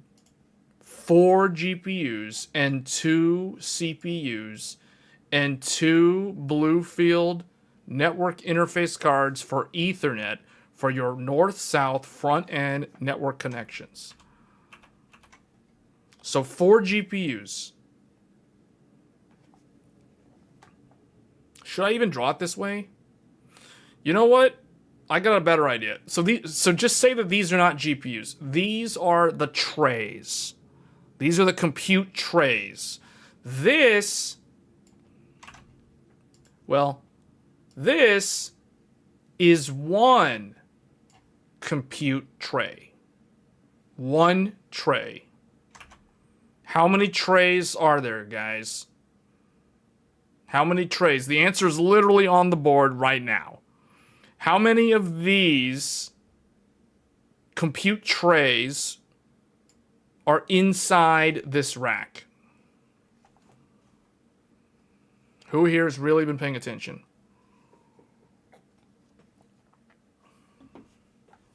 So this is one tray. This whole thing is one tray. So the question is, how many trays are inside the NVL72?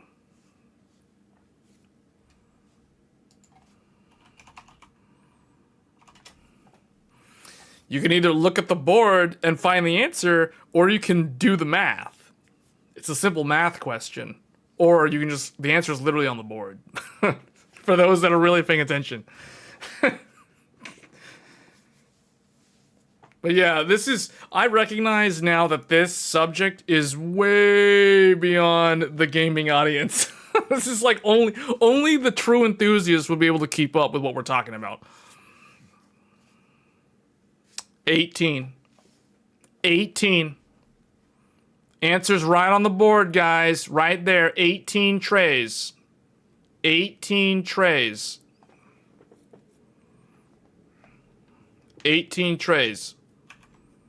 If this was not on the board, you know how you could have computed this? Math. We just stated a few minutes ago that 72 GPUs total. How many are in one tray? How many are in one tray?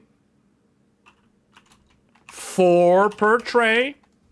4 per tray. There they are. 4 of them right there in the tray.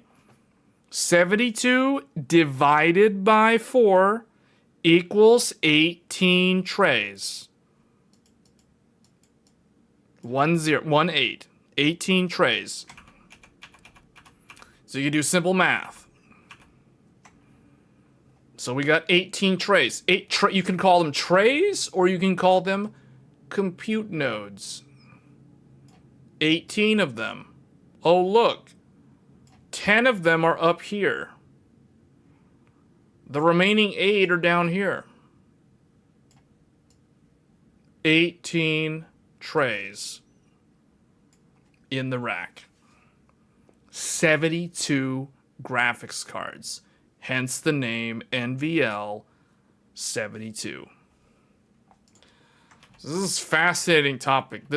I don't know. I was debating whether or not I should even talk about this on stream, because I know that this is going to be so beyond like the average viewer's attention span or what they're interested in listening about. But this is one of those weird, like, rare live streams where you will almost never hear anyone talk about this stuff openly in terms of the technology and how it works behind the scenes. So, we'll leave it at that. So the leaf switches, we can say that there are 4. Well, okay, you know what? Now I know what I'm going to draw. I'm going to draw the trays.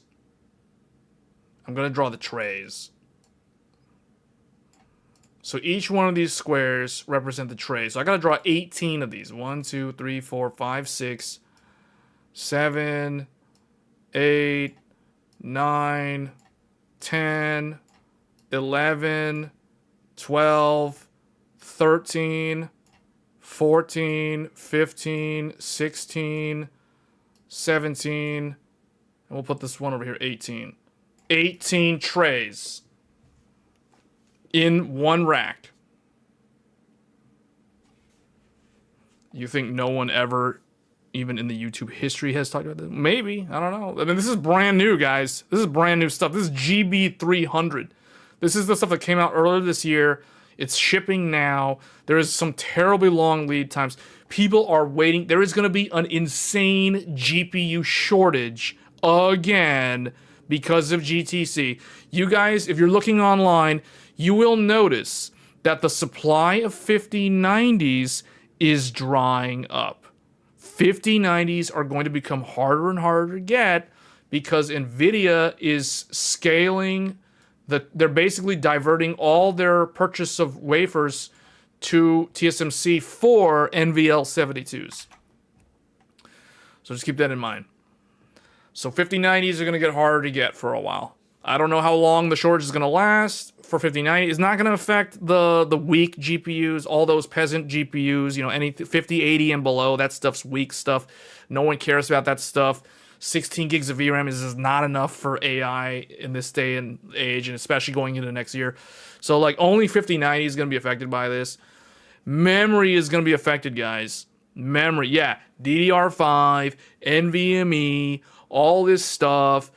This is sucking up all the power, all the water for the cooling, because it's liquid cooling. It's going to use up all the memory, DDR, all that stuff. So, yeah. All right, so we have the leaf switches. Remember, one tray has 2 400 gigabit Ethernet Bluefield NICs for north-south. When we're talking about front end, we're talking about front end infrastructure. So this is the front end network for NVL72. This is what we're talking about right now, for those that are kind of lost. So we are focusing on the front-end network of NVL72. Front end. Front end means the dual Bluefield NICs, not Connect X8. Connect X8 is back end. We're not talking about back end. We're only talking about front end. Front end is north, south, human to machine. This is how, when you type something in the prompt for ChatGPT, this is how your prompt gets to the Nvidia hardware. It goes through this connection. So the connection uses the concept of the leaf switch. This is a leaf switch. So, one Ethernet, 400 gigabit Ethernet connection goes from each of these to the leaf switch. Man, this is going to be messy. I'm going to try to not make a mess Already almost made a mess. So you got to run all these fiber cables. 400 gigabit bandwidth each to the leaf switch. All of them. You know what? I don't like how that looks. I'm just going to draw it like this. I don't care. It's going to look messy. I don't care.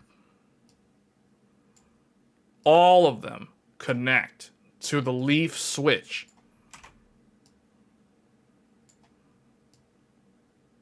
Each one of these lines is 400 gigabit Ethernet speed. That's how fast each one of these links are. Okay, you know what? I don't like how I arch those. I'm just going to draw it like this. I don't care. This one's missing, so this one goes like that. So what is this? 18 400 gig links. 18 400 gig links. So we have taken this.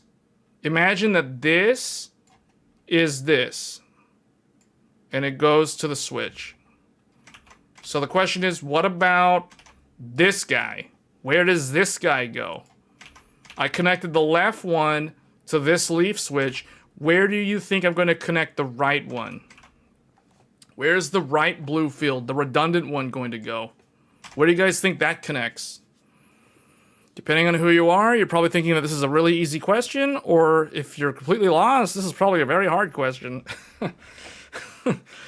I wonder where I'm going to connect my other 400 gig redundant Ethernet link.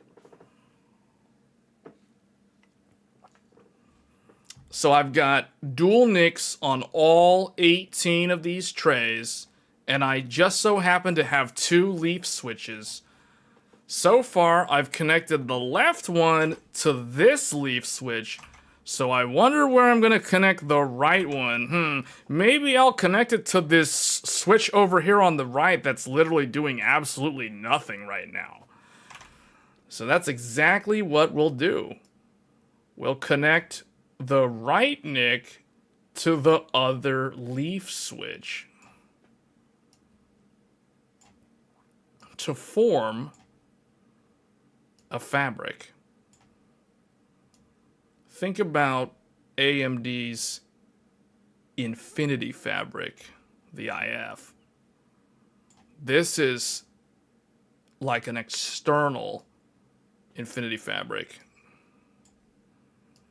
Each one of these green lines is 400 gigabit Ethernet speeds. 400 gig switch. So these are the leaf connections. We have host to leaf switch connections. Every single white line and green line are 400 gig each. That means the total throughput out of each tray is 800 gigabit Ethernet speed. Think about that for a second. 800 gigabit internet speeds. Ethernet speeds. Layer 2. Man, there's probably some people that are completely lost right now. There's probably people that are completely lost, that are struggling to keep up. So, how do we get this to the user? Where is this going to go?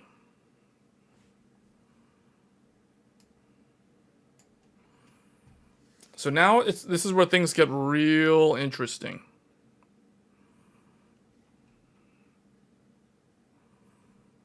The reality is what we have illustrated is the front end for one rack. This is one rack.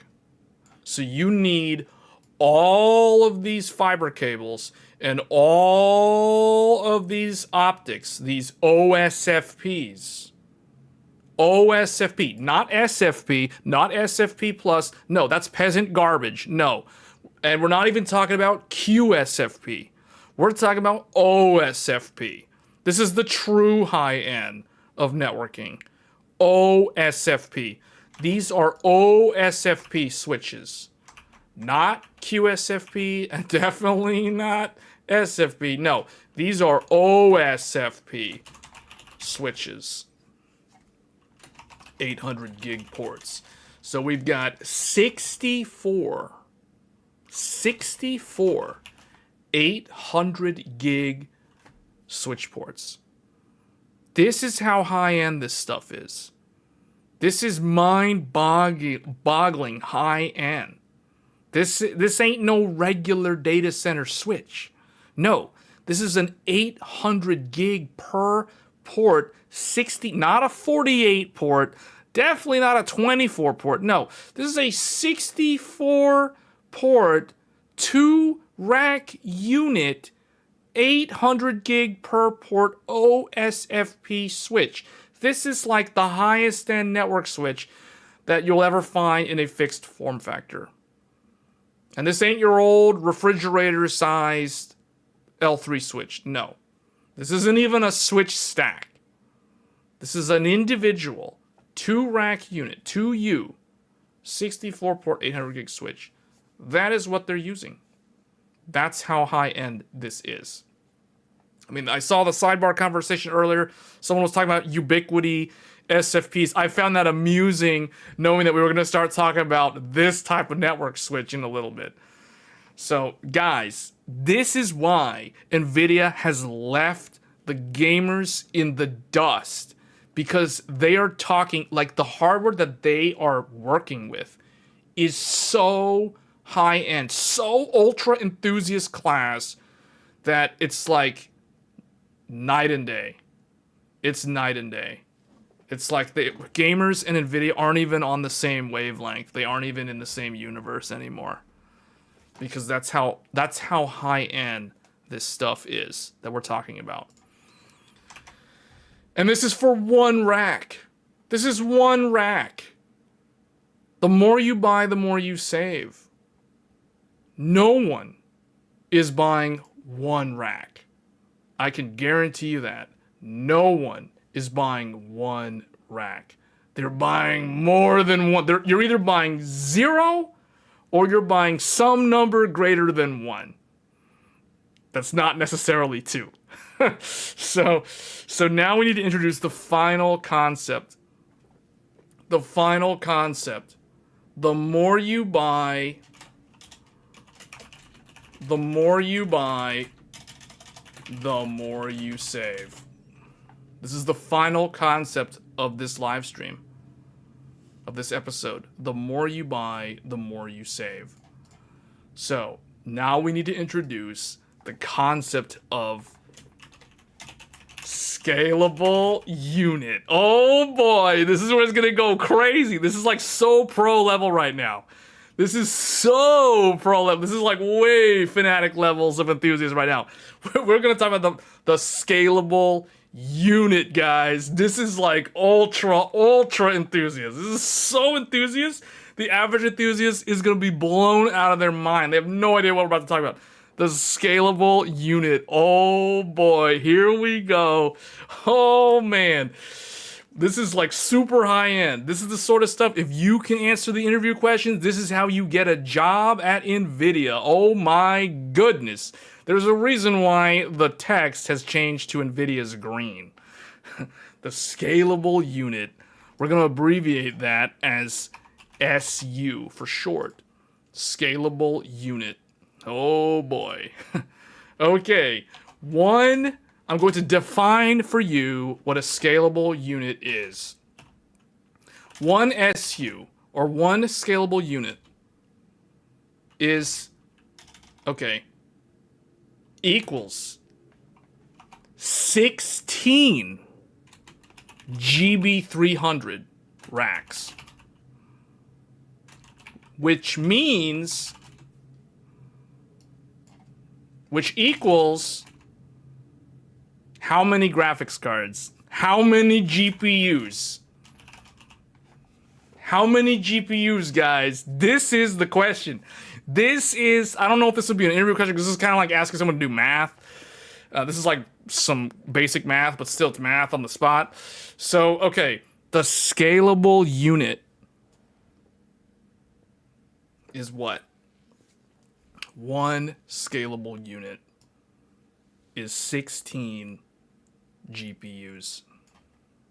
No, sorry, not 16 GPUs. 16 GB300s. Okay?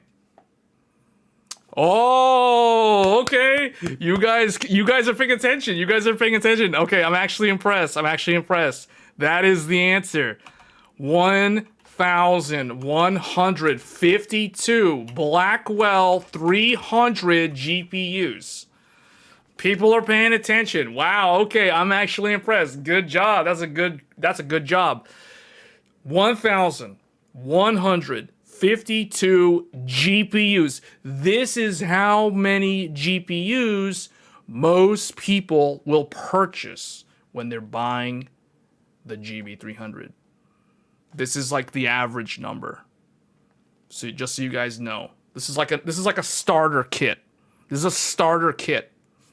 You're buying 16 racks. 16 of these equals one scalable unit. So imagine 16 racks is one scalable unit. Now we're in the real deal. Now we're talking Nvidia's language.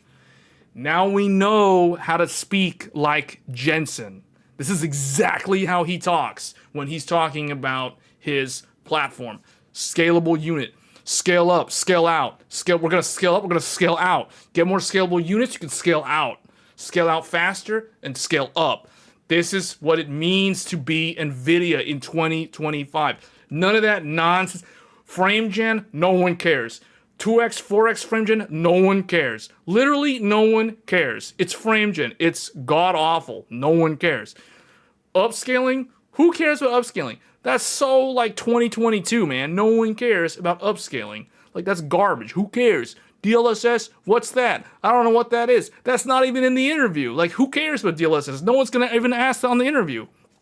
So, but scalable unit, GB300, front end, back end, north, south, east, west, these are the things that mean something to Nvidia. This is what it's all about. Now we're talking the real deal. Scalable units. Okay. So now we've got the concept of scalable unit. So scalable units, that means now we have this times 16 times 16. So now, how are we going to connect all of this to the front end? It's going to be so messy, I'm not even going to bother to draw it out. What I'm going to do now... Okay, we're going to have to make this longer, I think. Assuming I can even do that. Maybe this is maxed size? I don't know. Well, okay, I can make it longer. Although, I don't know if I need to. You know what? Let's just... Well, too late. I'll just keep making it... I'll just make the paint file size longer so I can draw the rest of this without deleting what I drew earlier. Because that represents... I don't really want to get rid of my diagram of one rack. As we're now scaling out to multi-rack solutions, hence scalable unit.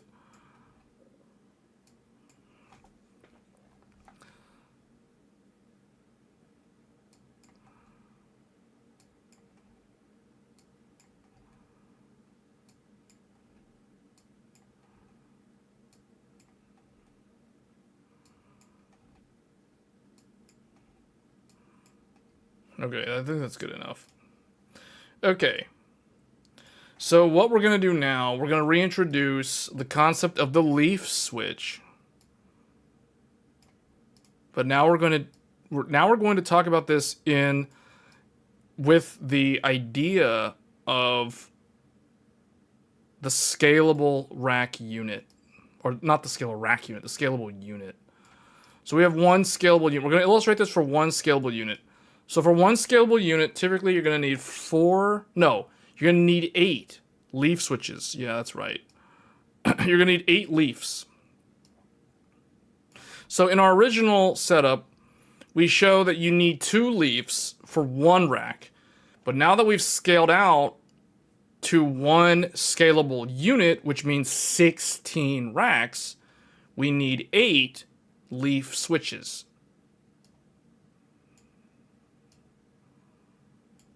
So now we have 8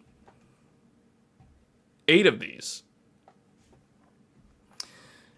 Now, I guess, okay, I need to draw 16 of these racks.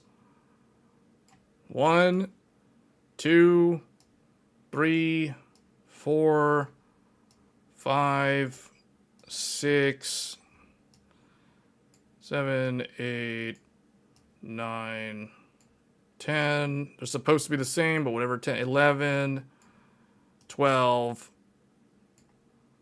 13, 14, 15, 16. Is that right? 1, 2, 3, 4, 5, 6, 7, 8, 9, 10, 11, 12, 13, 14, 15, 16. Okay, so 16 GB300. So we have 16 GB300 / NVL72. So we have 16 of these. We'll just say 16. We'll just get rid of this. Okay? 16 of them down here.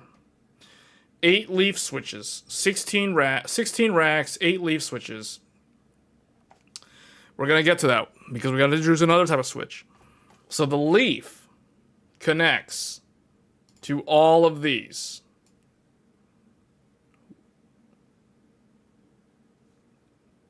Yeah, 16 racks.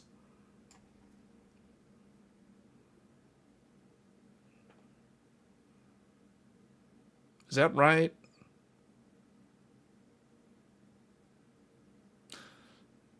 I need to abbreviate this in another way.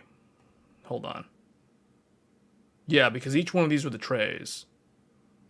I have to figure out a better way to draw this without drawing literally hundreds of wires or cables. So here's what we're going to do. One of these, this green line is 18 400 gigabit Ethernet links. So every green line I draw is 18 links. Okay? So that is the equivalent to all of these green links. Is that right? Yes, because there's 18. There's 18 compute nodes. So you have 18 links per leaf. Yes. But now we're scaling out. So we're going to condense this. So pretend like we're zooming out. We're zooming out. Otherwise, it'll be way too messy to understand. So you have all... Remember what we drew earlier. Remember what we drew earlier. We had... Maybe I should do 2 different colors. But, I mean, really, it doesn't matter. I guess we'll do 2 different colors. I mean, this one is also... Do I need to do different colors? Yeah, I think having different colors will help.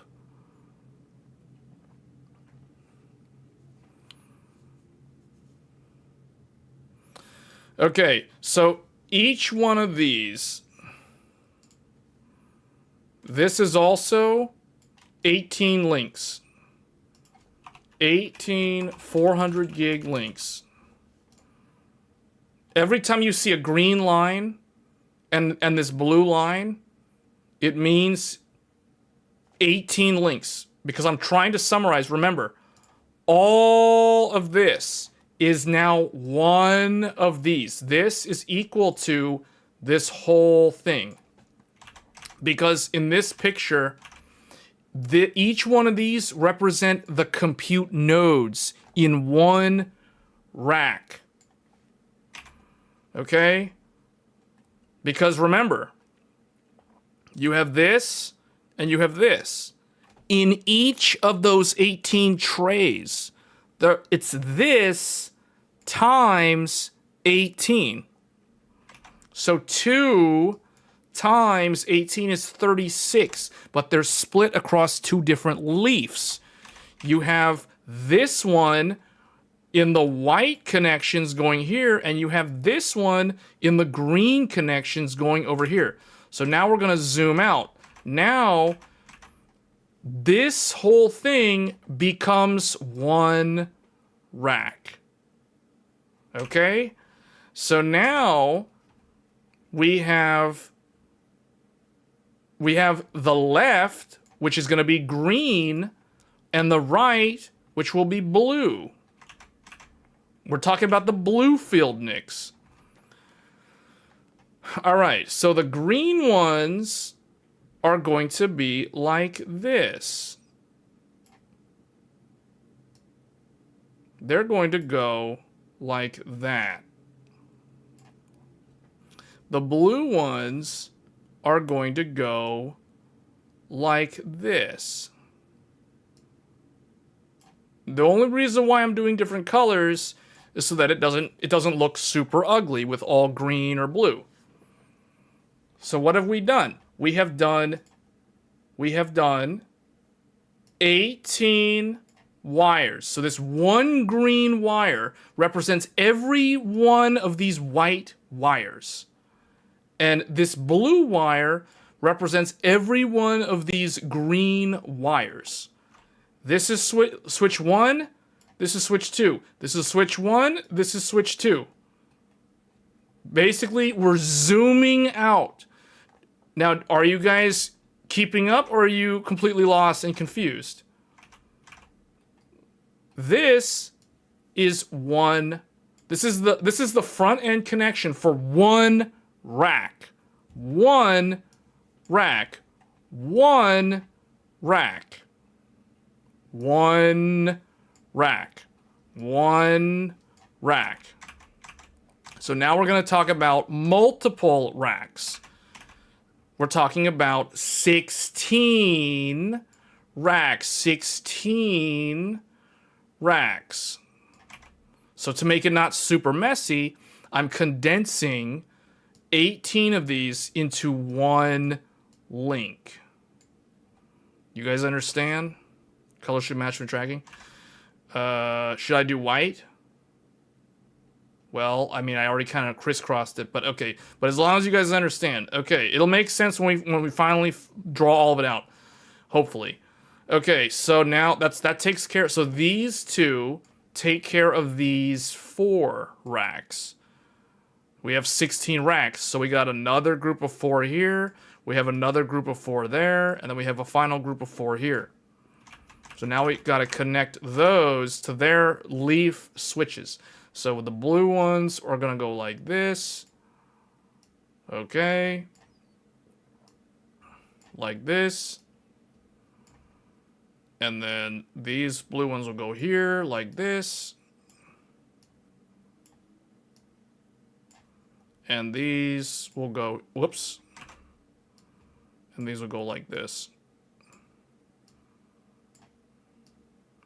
What I am showing you is literally how these AI factories are being deployed as we speak. This is like secret info. I don't know if it's like secret info, but there's certainly like a lack of this kind of info publicly available on the internet. So this is kind of a one-of-a-kind live stream. The next set, 1, 2, 3, 4, or should we count it? 8, it's like 18, 18 more, 18 more, 18 more. Because remember, where is it? 18 trays, 36 ports, 36 400 gig links, 18 plus 18, the total The total is 36 400 gig links. 36 400 gig links, 36 400 gig links, split 18 to this one, 18 to that one for redundancy. 18 go to this guy, the other 18 go to that guy. The total is 36. So we have 18 compute 1 through 18 going this way. And here 18 more, and 18 more. And then the blue ones are the remaining 18, so the total is 36 per rack. This is a one rack. And the final set goes like this. And there you go. So these are the leafs. 8 leaf switches. Now what? We still haven't gotten them to the end user. We're working our way north. We're working our way north through the data center topology. We start down here. We're going north. We're traveling north. North-south traffic. Human to machine traffic. How do you get to the end user from within the data center? How does the AI model, how does ChatGPT deliver its response? Now we have to introduce the concept of the spine. New concept, the spine.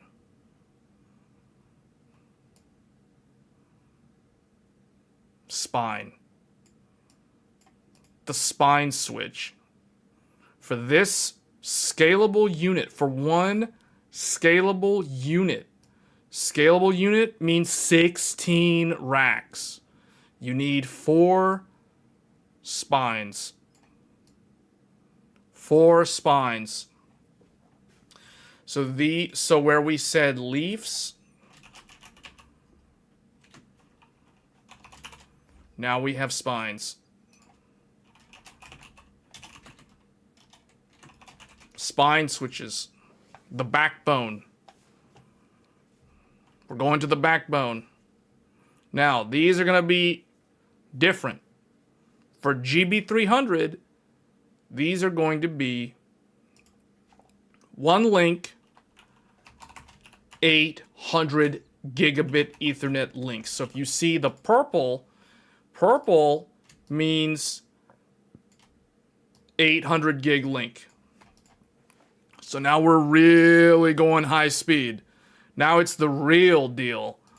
800 gig internet speed per purple line. Every leaf must connect to every spine. So from this first leaf, it needs to run 800 gigabit Ethernet to all 4 spines.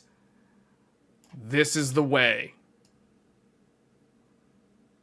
So this class of hardware is so intense, the gamers have passed out by now. They don't know. They have no idea what's going on. I don't know. Should I use different colors? I think we're just going to make one big fabric. Whoops. We're just going to do it all in one color. Although it's going to look... This is why I wanted different colors. Because see how it looks... it's like this. Oh my goodness. Yeah, this looks messy.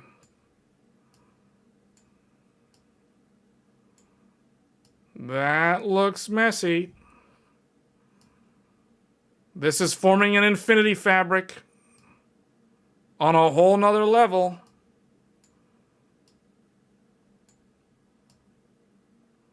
Every leaf connects to every spine, but no leaf connects to another leaf directly, and no spine connects to another leaf.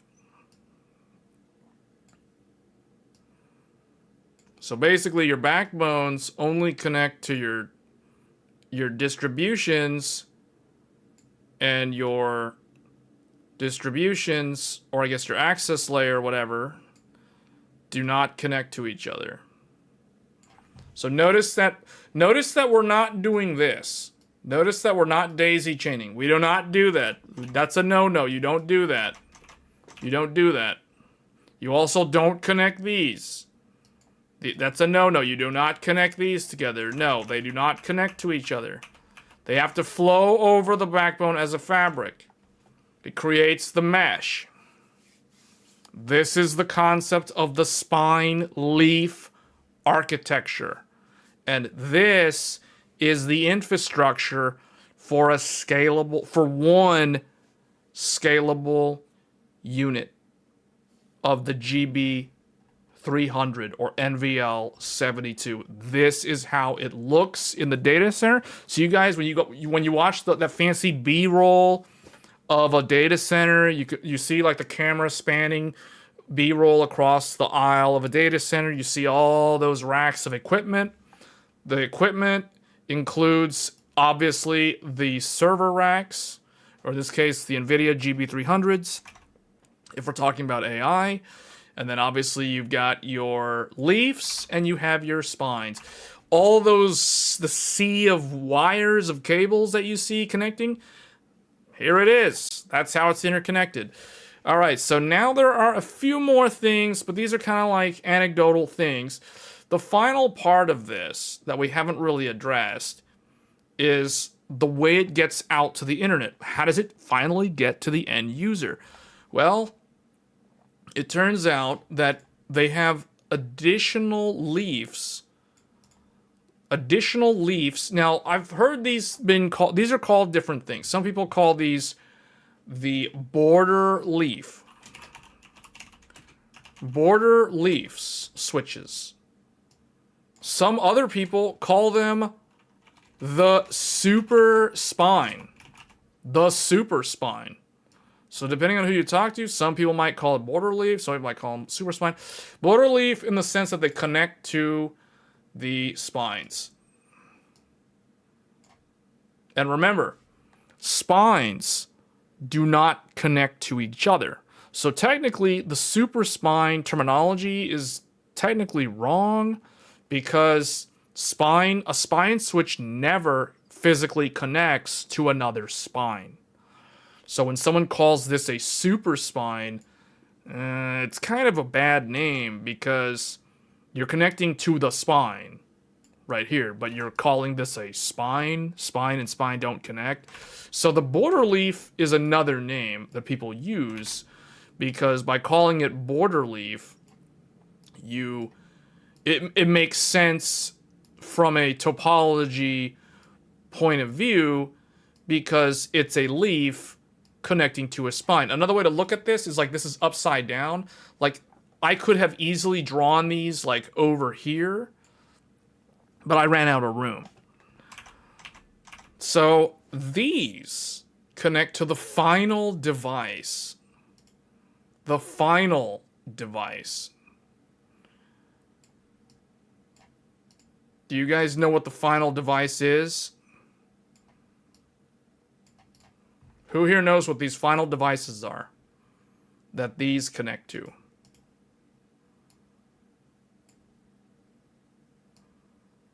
What is that? What are these circles? We're finally at the highest level, the end. What are these? What are these two circles? What are these things?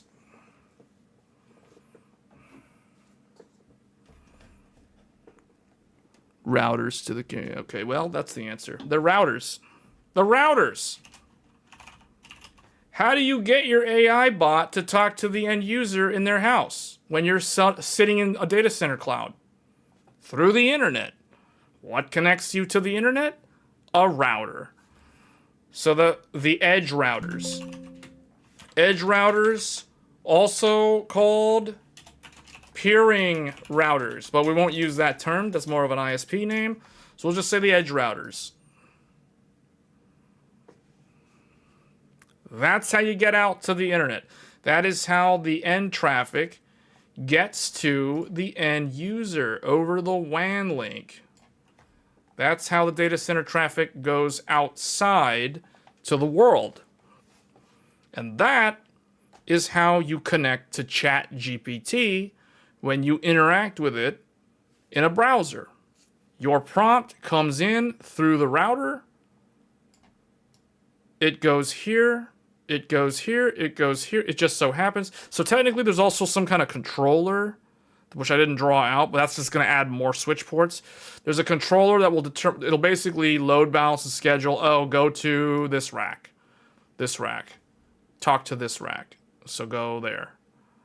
And then that's like your round trip. And then you go back out. But if we're talking model training, or even inferencing that has a scale out, because you didn't have enough VRAM in like one GPU, so you might scale up to the other GPU over here. But if there's still not enough VRAM, then you gotta scale out, and you come down here, and you use this GPU also. So that's scale out versus, well, okay, I shouldn't draw it like this because technically that's wrong because this is front end. Scaling out is not front end. Scaling out is back end, which we're not gonna draw, but that's essentially, it's the same concept. It's another fabric. It's another big fabric of connections. It's just not using this set of connections. This is the front end. So this is called north-south traffic. So user or human to machine. That is what we have illustrated. And this is for one scalable unit. One scalable unit, 16 racks. So there you go, guys. That is the topology for an AI factory with one scalable unit deployed. Now, the reality is you can take this same architecture and multiply it for how many scalable units are required. And that is the topology for an AI factory that Jensen has been talking about all year long at every GTC that has been hosted. Okay, guys, well, that was it. That was the main topic of this live stream.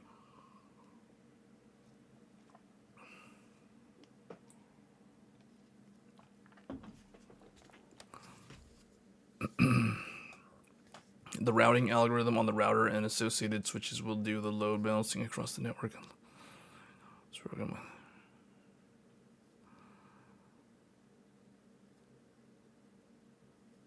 Is all of this layer 3 or layer 2? It can be layer 3, or it could also be a giant layer 2. That's going to depend on how the network architect decides to deploy it.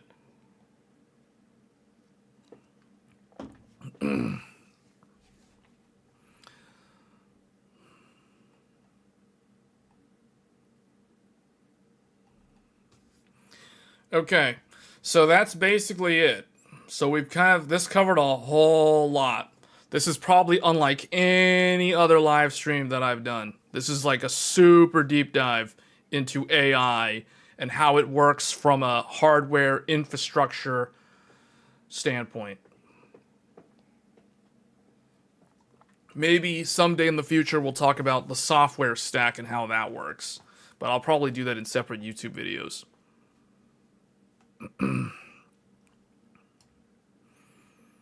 Layer 2, it depends on what you mean by layer 2 routing. I think you're talking about VXLAN. VXLAN, yes. Traditional layer 2, no. Traditional layer 2 is messy and really bad.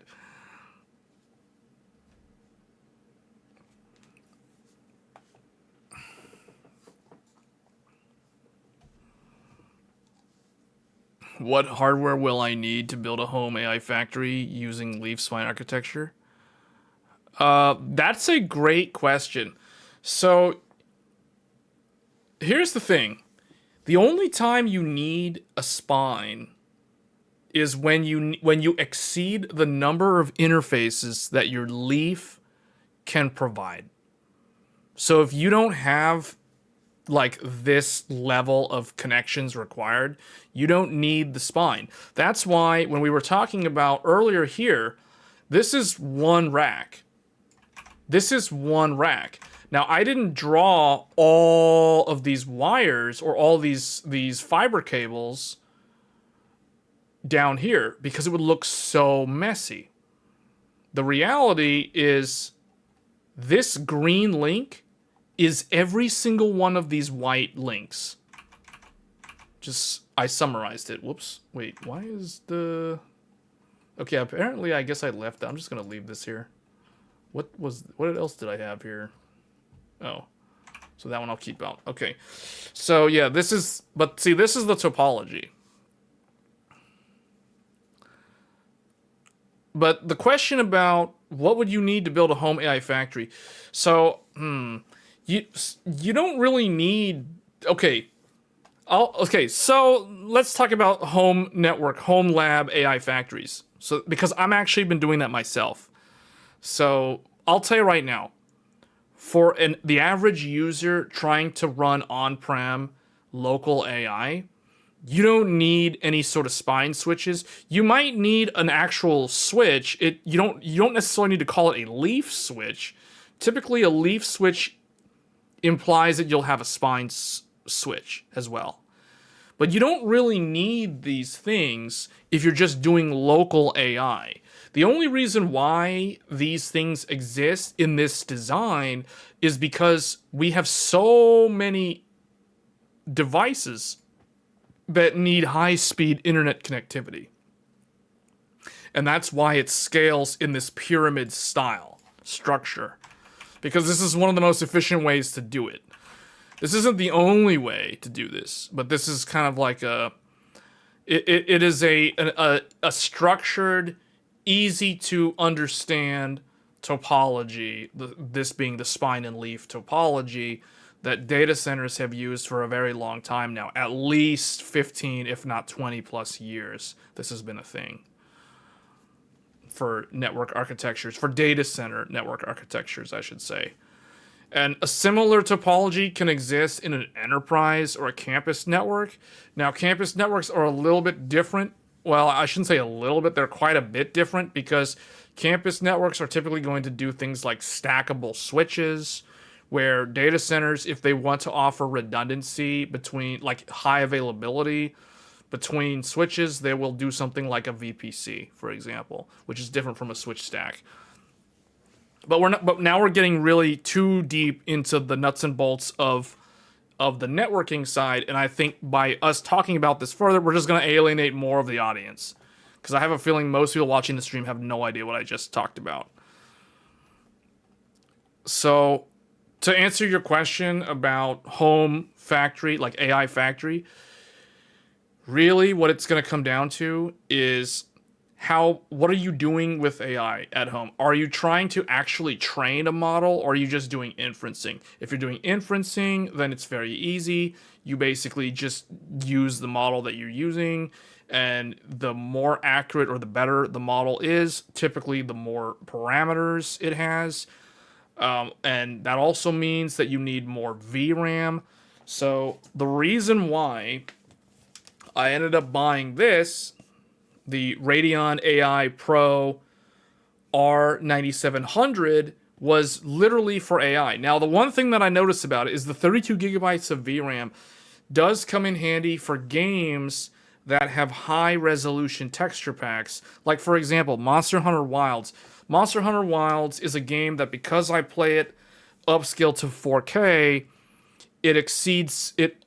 It very often, if all the time, exceeds 16 gigabytes of VRAM when playing the game at 4K with a DLSS or FSR quality upscale, which means I'm rendering the game at 1440p and I'm upscaling to 4K. That typically requires about 19 to 21 gigabytes of VRAM, which a regular 9070 XT does not have. So what will happen is the game will start stuttering really badly and it'll hitch occasionally. So I'll have to basically disable the high resolution texture pack. Now, I've tested the game with this GPU, and this GPU, because of 32 gigs of VRAM, It doesn't do that. It literally just uses like 21 gigs of VRAM with the high resolution texture pack, and it's buttery smooth. So that is one example of how VRAM can benefit the gamers. But unfortunately, if you want a high VRAM graphics card, the barrier to entry, the price point is extremely high. So case in point, this graphics card is like $1,200 to $1,300. If you want a 32 gigabyte from Nvidia, that's going to be an RTX 5090, and that we all know how much that graphics card costs. That's even more expensive than this card. So yeah, unfortunately, VRAM is the name of the game when it comes to doing anything with AI. If you want precision models that are really, really good and give you really good results, unfortunately, you have to have a lot of VRAM, and there are ways around that. I'm going to make a video that actually shows how to work around having not enough VRAM, and the answer is literally on the board right here. The answer is to scale up. That's the hidden answer that no one talks about. But LM Studio does, in fact, do scale up. So I'm going to release a video. I was going to release this video yesterday, but I've been bogged down with too many other things. I wasn't able to edit the video. So I'm going to make a video, guys. This is kind of like a spoiler alert, or a like what's to come on the channel in the future. There will be a video talking about like LM Studio and how to leverage multiple graphics cards with AI models so that you can kind of bypass having to buy an extremely expensive GPU. So if you're someone who has more than one graphics card, maybe you have a current generation GPU and you have an older GPU, hopefully you didn't sell your old GPU and you kept it around as a spare, as I always recommend. Just in case something happens to your current GPU, you can always fall back to your old one temporarily. So what you can do is you can actually put your old GPU in your computer alongside your new GPU, and you can use both of them for AI. So the problem is going to be the motherboard. And this is the reason why what we were talking about last week on Tech Thursdays, when we were talking about all the motherboards and how the higher end motherboards, the more expensive ones, are actually really, really good because they have things like the dual X8 slot. So you can run dual graphics cards directly connected to the CPU. So that is kind of a thing. If you're someone who is lucky enough to have a Threadripper system, you can literally run 4 graphics cards in your system. Threadripper makes it very, very easy to scale up, so to speak, to basically do what Nvidia is recommending, which is 4 graphics cards per compute unit. You can think of a compute unit as a literal desktop. So, yeah. That is kind of a big deal now with AI, and as what I've noticed is that AI software, these applications that manage AI models, are getting better and better all the time. I remember looking at AI back in 2023, and it was still largely in its infant stages. Fast forward 2 years later, and now ROCm is on Windows. So AMD is actually a whole lot better on Windows now. You actually don't, if you're on an AMD GPU and you want to do AI, you do not have to go to Linux. We're going to do a whole bunch of videos. Pretty much all of my AI content is going to be focused, it's going to be around AMD Radeon graphics cards, because there seems to be this misinformation around the internet about, oh, you got to go NVIDIA for AI. That's actually not true at all. NVIDIA still has performance advantages in certain key areas, but AMD is getting better and better. Vulkan was a godsend for AMD GPUs when it came out, I think 2 years ago, or like late 2023, or maybe early 2024. But yeah, Vulkan on the back end for running AI models is amazing on Windows, and it works just as almost as well as ROCm on Linux. But yeah, and Vulkan is the way. Vulkan is actually, there's going to be a whole video about Vulkan and AI, because if you want to scale up guess what? You're going to be running Vulkan, because especially if you're mixing GPUs. Like let's say GPU 0, let's say GPU 0 is a Radeon graphics card, and GPU 1 is an Intel graphics card, and GPU 3 is another AMD graphics card, and GPU 4 is an Nvidia graphics card. So if I'm running 2 AMD Radeons, 1 Intel Arc, and 1 GeForce GPU, I can literally scale up on a Threadripper using Vulkan on Windows to run a really giant AI model that requires a ton of VRAM. So that's just something to keep in mind. So Vulkan is really, really good if you're someone who wants to run a gigantic AI model that needs a tremendous amount of VRAM that you cannot use or you cannot run normally with 1 or let alone 2 graphics cards. You have to go up to 3 or more graphics cards. Vulkan allows you to do that. ROCm is on Windows. It's been on Windows for a few months now, but ROCm 7.0.2 is on Windows now. The thing about ROCm is on Windows it only supports a select few GPUs. Basically, you have to be on Navi, you got to be on Navi 31 or Navi 40, whatever. Basically, you have to be on the highest end RDNA. Well, I shouldn't say the highest end. In fact, we can look it up. Let me see.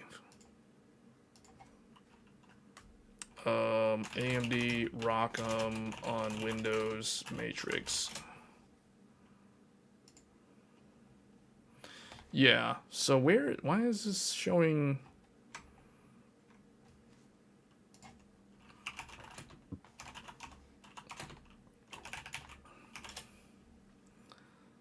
Is this it? Okay, well, here's some documentation about this. So compatibility matrix, this is literally AMD ROCm version 7.1. I didn't even know 7.1 literally came out today. Literally came out today, because 7.02 was the latest one. So here it is, a bunch of Ubuntu, which is not Windows, but what I really was looking for was not this. Okay, well, apparently 7.1 is only Linux, but Windows support for ROCm. You need to be on ROCm version 6.4.4, and here are the supported GPUs. So, like I said, basically RDNA 4 and the highest end RDNA 3 are officially supported with ROCm on Windows. So the main reason why people keep saying, oh, it's not on Windows, is because a lot of people are probably using lower end graphics cards and it's not working because it's not supported. And if you're someone who is really into AI, I would recommend memorizing the supported architecture name of the GPUs. 1201 is basically the 9070 XT and the Pro that I have. 1200 is the 9060 XT, and the 1100 is basically big RDNA 3.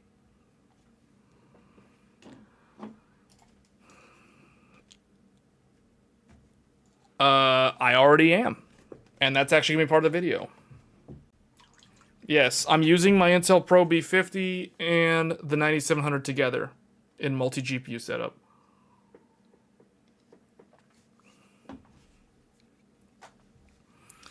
So yeah, that's gonna show up in a video soon.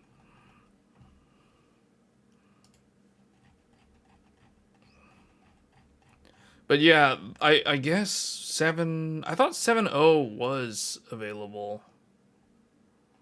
I don't know. I really think that AMD needs to do a better job with how they document this, because they've got so many compatibility matrices, and it's like, well, which one is the one to follow? So they've got the one for installing PyTorch, and then it's going to tell you some random version. It's like, okay, this is the version of ROCm you need. I mean, honestly, like, because I'm doing multi-GPU, I tend to use Vulkan most of the time because Vulkan works on all GPUs. That's the reason why I actually go with Vulkan 90% of the time. But yeah, you guys should check out ROCm on Windows. It is on Windows. I used it the other day and it's fine, but like I said, I'm too busy like dabbling with multi GPU, and because I'm running an Intel Arc and a Radeon together, I can't use ROCm because of the Intel GPU. It's the same thing if I was using an Nvidia GPU. I can't use CUDA because I'm using GeForce plus Radeon. So it's like I'm stuck using Vulkan regardless because that's the way to do multi GPU if you're going cross vendor. One thing I haven't tested and I want to test ROCm with multi GPU. Basically like dual Radeons of the same generation. So that's something that I might look into as a separate video as well.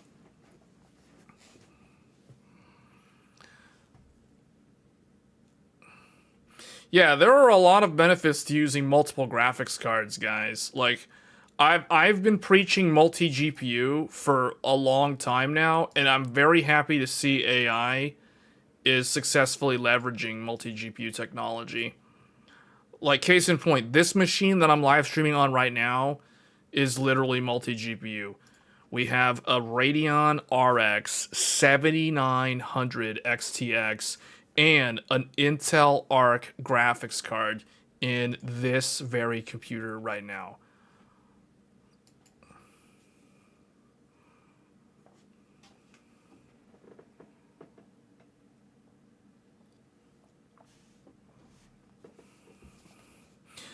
So you ordered an ASRock Tai-Chi and you're running a 5080 and an AI 9700 on Linux.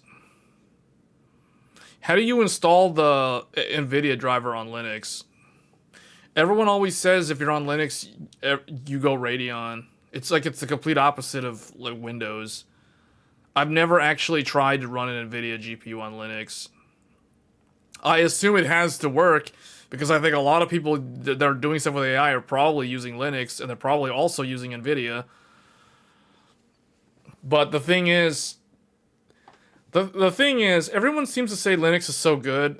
Honestly, guys, I was using Ubuntu 2204, the LTS.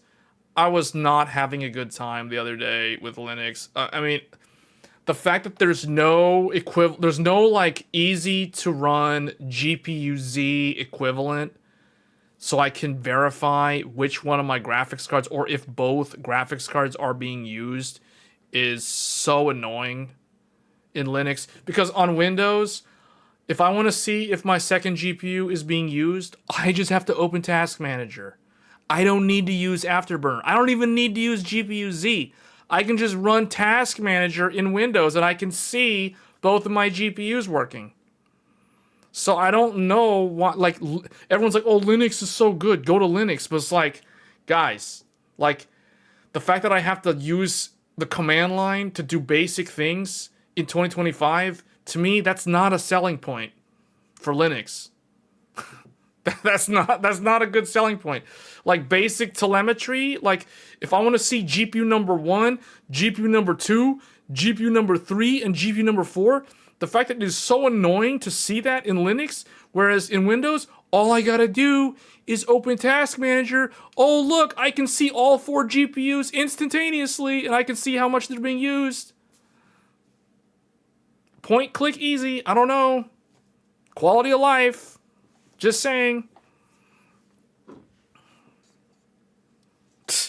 It's like, oh, yeah, oh, terminal, yeah, okay. I can run Radeon Top. Radeon Top doesn't show me my second GPU. Just saying, I can only see one GPU. Where's GPU 3 and 4? Where's the second one?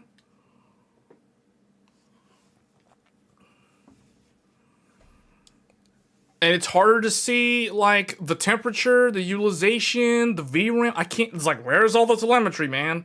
Where's all the telemetry?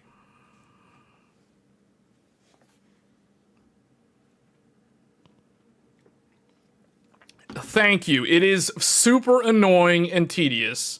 I will agree with you there. I was using Linux on like Tuesday evening, trying to do all this AI stuff, trying to get Rockham updated, because my Rockham was like 2 years old, and I'm like, come on, man. Like, it keeps saying this library thing. The other thing too, app images, like LM Studio, when you download LM Studio, it's an app image. Ubuntu 22 doesn't even have the Fuse library to open it. It's like, what is this? What is this? Don't install Fuse. Don't install Fuse. It'll break your desktop. Why is that a thing? Like, why is that a thing, man? Like, what? That's like if you download an exe on Windows and your operating system can't open the exe. Like, it literally can't run the exe. It's missing the library to do so. Like, why is this a thing in 2025? Huh? Okay, I'm gonna stop ranting about Linux right now, but I mean, come on, guys. Like, really? Like, the quality of life on Windows with all the built-in telemetry, task manager versus, like, System Monitor. Oh my god. Task Manager is, like, in the future compared to System Monitor on Linux. System Monitor on Linux doesn't even show me my GPU at all.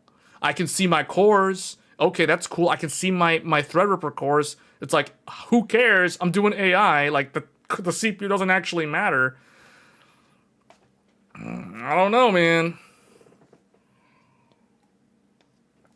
Well, you guys need to tell me, like, what's the best Linux that's got, like, a GPU Z in there and shows me multi-GPU and a task manager thing. Because it's like, Ubuntu is just annoying. I'm on Ubuntu 22. Ubuntu 22.04 LTS. Super annoying. Can't even open app image by default. Like, without jumping through a bunch of hoops to get libfuse2 installed without installing actual Fuse. Like, my god, like, what is this? Like, I feel like this is computing in the 90s. Like, like, what is this stuff? Like, how is this cool? Like, how is this good? It's like, that I have to spend 30 minutes Googling and looking through, like, GitHub and to find, like, which one am I supposed to download? Which one's legit? Like, what, the sudo apt this, sudo apt that? Okay, put the password. Okay, sudo apt this one, that one, this one. Rock'em this. Guys, man, to me, that's not good. That's not good. And I consider myself a power user. I can power through it. I can get it working. But the fact that I have to waste so many cycles doing that to me is not good. Just saying, that's not good. The fact that I have to constantly open Firefox to Google, like, what is the command to do this? What's the command to see the Radeon, like, telemetry statistics in the, like, the fact that I have to constantly Google something to get is like, that to me, that's not good. That's not good, man. I have so many bookmarks for just stupid basic commands. Like, why? Why is that a thing? Like, who thinks that's cool? Like, I don't know. Like, that to me, that's not cool.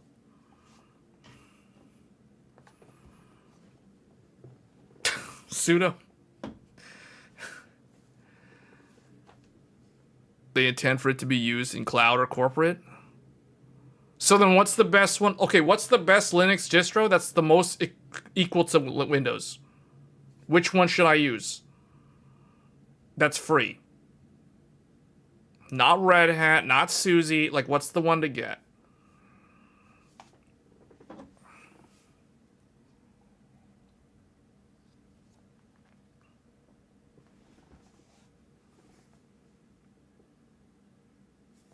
Yeah, but the thing is, some of those commands are different on different distros for different apps. Case in point, go look at AMD's installation instructions. AMD, to install Rockham on Ubuntu, is different syntax in command line compared to, like, Red Hat. Like really, man. Like, it doesn't seem so universal to me. Whoa, I was like, dude, who thinks that this is fun, man? Like,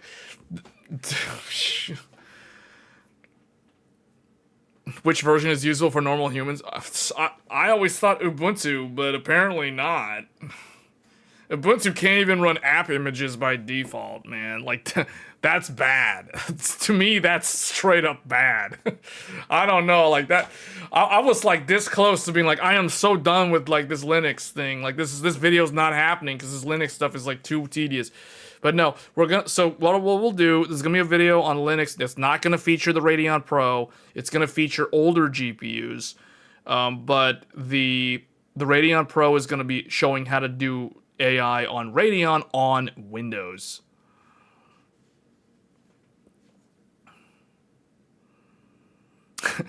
But see, all these distros, Kali for this, this other one for gaming, like, oh man, no. As much as everyone makes fun of Microsoft and bashes Windows, and it made me realize the other day when I was sitting there, like, trying to update RDIMM on Ubuntu, and it kept running into these stupid file errors, file not found, directory does not exist, blah, blah, blah, and having to CD here and CD there and figure out, like, oh, where is this thing in OPT, where is it? It's like, the fact that I was wasting, like, 20 minutes doing that, and I was like, man, why does everybody give Microsoft and Windows such a bad time? Like, to me, I would take Windows 11 over Ubuntu for, like, doing AI stuff any day of the week.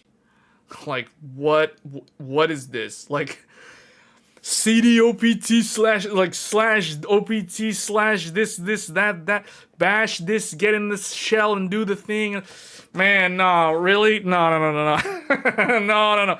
I ain't got time for that. No one got time for that. I'm sorry. Like, for real. Like, it was in that moment that I realized Linux will never overtake Windows in market share. Because it is too spread out. It is too scaled out. We were talking about scale out, scale up. We're gonna scale out, scale up. It is scaled out.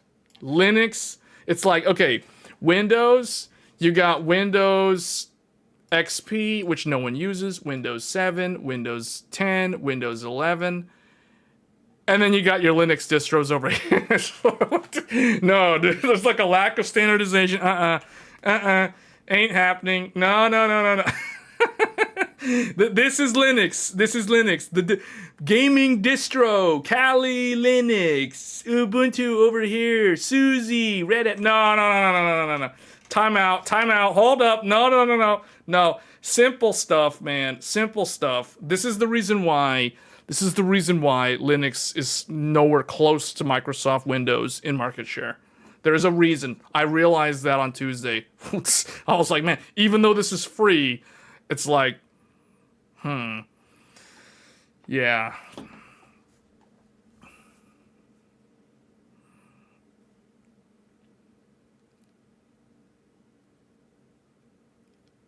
Is always one main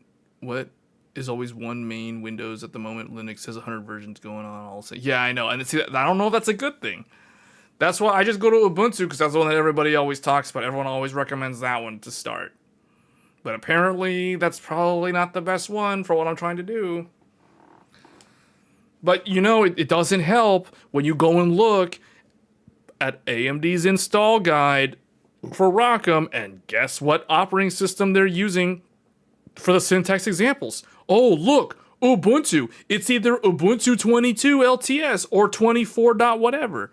Or maybe it's a Red Hat thing. It's like, which is more like corporate Windows style. So I don't know.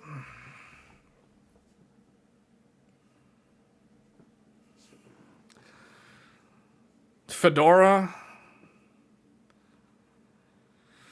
All right, I'll have to look into that. But, oh man, see, like, there's no way for me to. Is there an easy way to? I guess I can't update Ubuntu to Fedora, right? Like, we're talking brand new install to go to Fedora.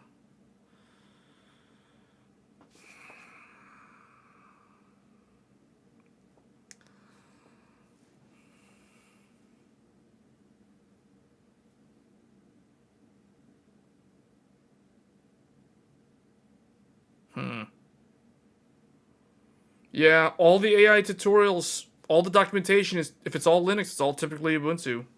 Sometimes Debian, but I've also seen Red Hat, but I guess Red Hat's really the one for like a corporate thing. I don't know. Like, okay, let's go look at this thing again. See, okay, hold on. Let's go back to this AMD thing. And we're gonna have to end the stream. How long has I been streaming? Oh man, 3 hours? Okay.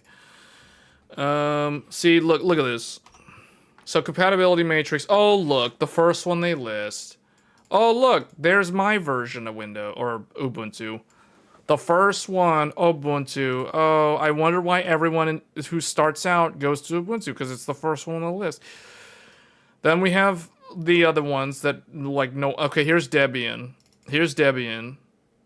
Rocky? Like, I've never heard of that. Azure Linux? Azure Linux? I mean, that's like, what is this, a ripoff of Amazon's Microsoft's data center?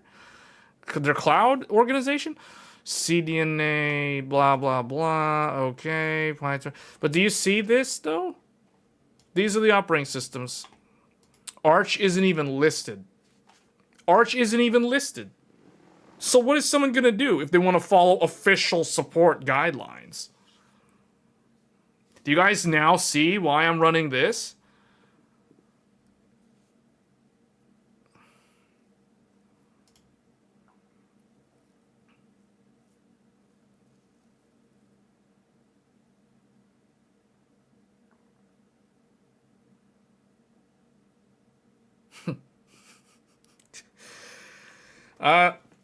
Yeah, I don't know. All I can tell you guys is I'm running Ubuntu 22.04 with, I think the Rockham version is like 5.6 or 6.4 or whatever. It's not the latest one. I couldn't get it to update. I kept getting these stupid error. I think I'm running this one. I think it's 6.4. Yeah, I'm running 6.4. So it is supported. I'm running Rockham 6.4 on Ubuntu 22. And I've got dual Radeon graphics cards in there. They're both Navi 21. So I'll probably make like a members video or something like this. Hey guys, this is what I'm running. Like, what do I need to do? Help, I don't know. It'll probably be a members video. I don't think I need to confuse regular view or, like, you know, any viewer, the problems that I'm running into with Linux. So I'll probably make that a members only video. And then the general video for the Radeon Pro and all that stuff will be the video for everyone.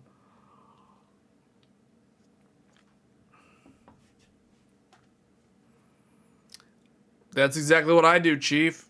So I'll tell you guys what I'm running, because people who watch my channel like computer hardware. So let's talk about my computers that I'm using for AI. So this is probably going to be a members video, but for those that are tuning in that are not members, you get to actually see the list. You don't get to actually see the hardware, but you get to see the list. So let's use the what is the Ubuntu color? Is like the orange color. Ubuntu 22.04 LTS. So this is what I've got, guys. This is what I've got. Here we go. X399, an X399 Meg creation from MSI with Threadripper 2950X, 16 core, 32 threads. Yes, my ancient old Threadripper Zen Plus. It's too old to install Windows 11 because Microsoft was like, no, you can't run Windows 11. This computer, I don't care if it's Threadripper, it's too old, no support for you. So guess what? Threadripper, you're going to Linux. Congratulations, you're going to live the rest of your life on Linux. 128 gigabyte DDR4, 2933 mega transfers per second. This is my Linux box, Threadripper. We got dual Radeon RX 6900 XT, 16 gigabyte GPU, 16 GB times 2 equal 32 gigabyte VRAM pool for AI. This is a cheap way to match a 5090 in VRAM. There you go. Dual Radeon RX RDNA 2 6900 XT 16 gigabyte. That's what it's about. That's how it goes. That is my Linux computer. Does GPU view? Okay, I need to look into that, man. See, that's the problem. I Google like one thing, like how do I view my GPUs in Linux? And the one thing I'm using is Radeon Top. It's like, okay, here we go, guys. Sudo apt Radeon Top. Or sudo apt install Radeon Top. Radeon Top only shows me one GPU. I can't even see the second graphics card. How do I even know if the AI model is using my second GPU on Linux?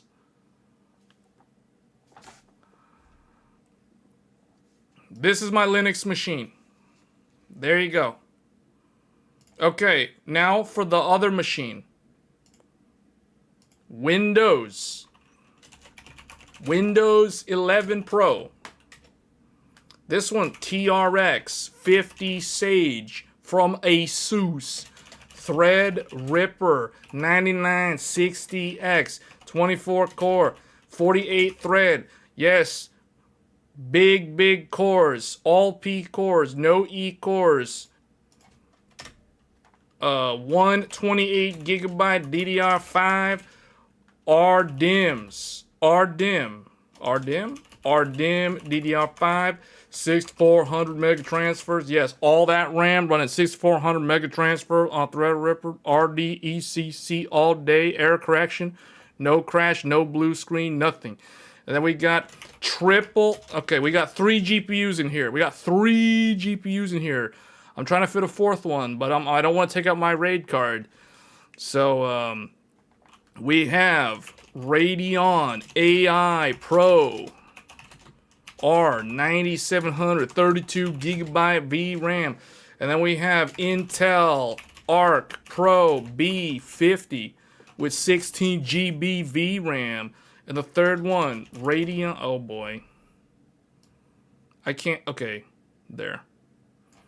Radeon Pro W7500, 8 more GB. So check, this is the most hodgepodge ragtag group of GPUs you'll ever find. You got a professional Radeon that costs over $1,000. You got a random professional Intel GPU with 16 gigs. We did a video on that. And we have the most random of random professional W7500. Hey, thanks for becoming a member of the channel. Welcome to PC Pros.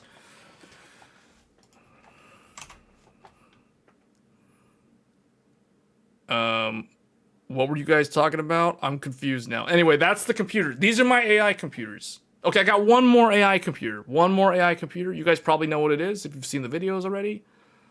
That one is is this going to show up? GMK Tech Evo X2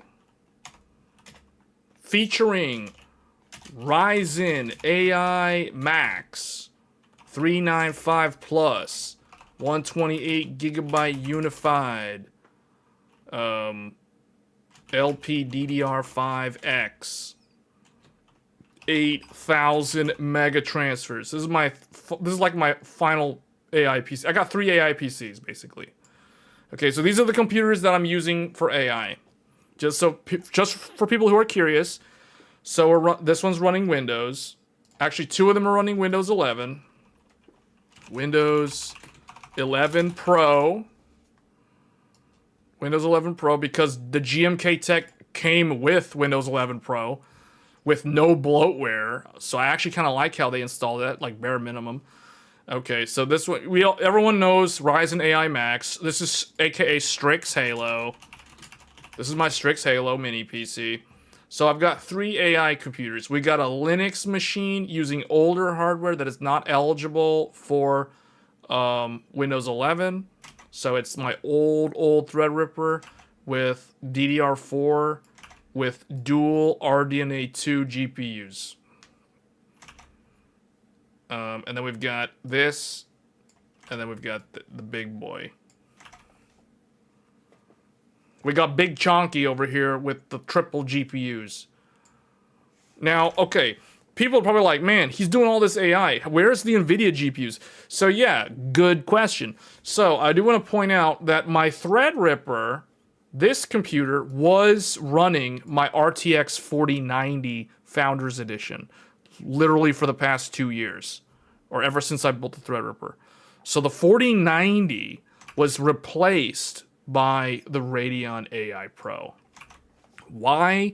Because the Radeon AI Pro has 32 gigabytes of VRAM, while the 4090 only has 24 gigabytes of VRAM. And the 4090, I couldn't run like the 70... Like, there was one DeepSeek that I couldn't run on 4090, but I can run on the 9700. But I recently discovered that you can use Vulkan to scale up. You can scale up, as Jensen says. Scale it up, scale up, scale up. Not scale out, scale up. Scale up, scale up. Scale up means multi-GPU, for those that forgot. So we're using multiple graphics cards. So I might actually, I'm very tempted, and I might make a whole video about this. I might even live stream the build process if you guys want to see it. I might return the 4090 to my Threadripper, but the problem is I'll have to basically take out both of these graphics cards. So the combination will be 3 GPUs, the ragtag crew, the motley crew, these 3, or remove Intel, remove the old Radeon Pro, and do 9700 plus 4090 together. Radeon plus GeForce for AI.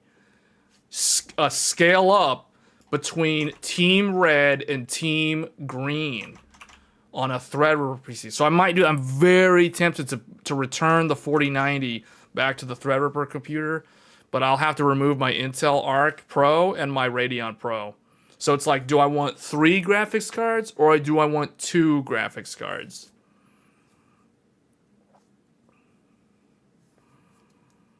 And I was thinking about trying 4 graphics cards, but I don't want to trip my circuit breaker on the wall outlet. So that's probably not going to happen. But yeah, these are my AI computers. We have AI PC number 1. We have my oldest AI computer, which is my Ubuntu. We have my second one, which is Threadripper, the new Threadripper, and then we have my third one, which is my Ryzen AI Max. So, 3 computers for AI. So the question that was asked earlier on, what about an AI factory at home? Well, basically, I am running like a mini AI factory at home because I've got 3 AI computers. Now, your whole thing about the leaf and the spine, you don't need a spine for home networking. Like, you're never going to need, you're not going to have enough links where you need to do this. Okay? But you could leverage a leaf. I'm using, so funnily enough, I actually am using a spine leaf architecture now that I think about it. And I did make a video recently back in the summer. If you guys watch my home lab networking video where I talked about how I upgraded my home infrastructure, the switching infrastructure, from 1 gigabit Ethernet to 2.5 gigabit Ethernet, that is essentially what I've done. So my home lab is basically this sort of design. I'll just draw it out. So we've got let me think about this. There's literally one on the floor here. There's two in a different room. There's one in another room. Yeah. So I've got 4 what I call access switches. So these are Ubiquity. Unify 5 port 5x 2.5 gigabit Ethernet switches. So that's what these are. and I connect them to a spine, a single spine switch. So if you guys watched that YouTube video that I did back in the summer, this is essentially what I have. So this is my literal home network. So this one is an Intellinet. Intellinet, I think that's the name, Intellinet. Intellinet, this is a 9-port 2.5 gig plus, is that right? No, I think it's an 8. It's 8x 2.5 gigabit Ethernet plus 10 gigabit Ethernet SFP plus, I think. Is that right? Yeah, I think that's right. It's either 10 gig or 5 gig or something. So this is my spine. This is the spine. These are the leafs. And then I have the router. The router is here.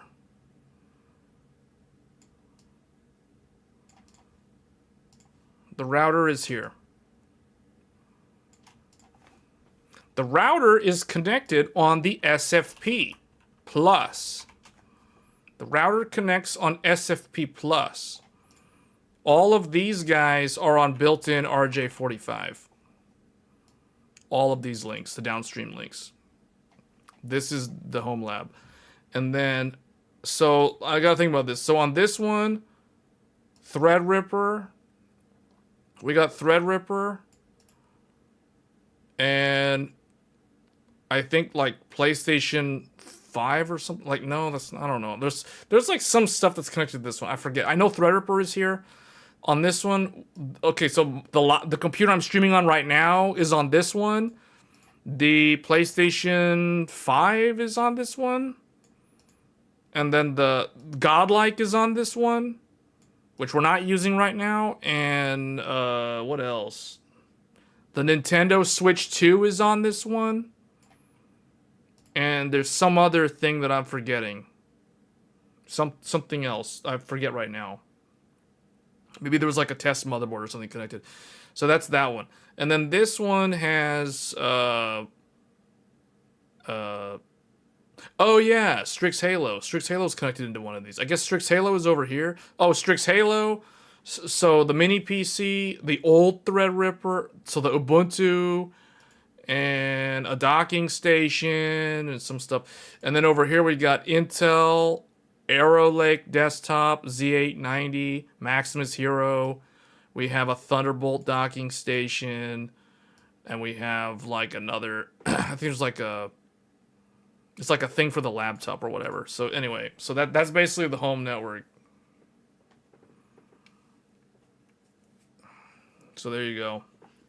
So yeah, the question earlier about spine leaf. Yeah, technically you could do what I'm doing. I have a spine switch. I only have one spine switch because I'm not exhausting all the ports.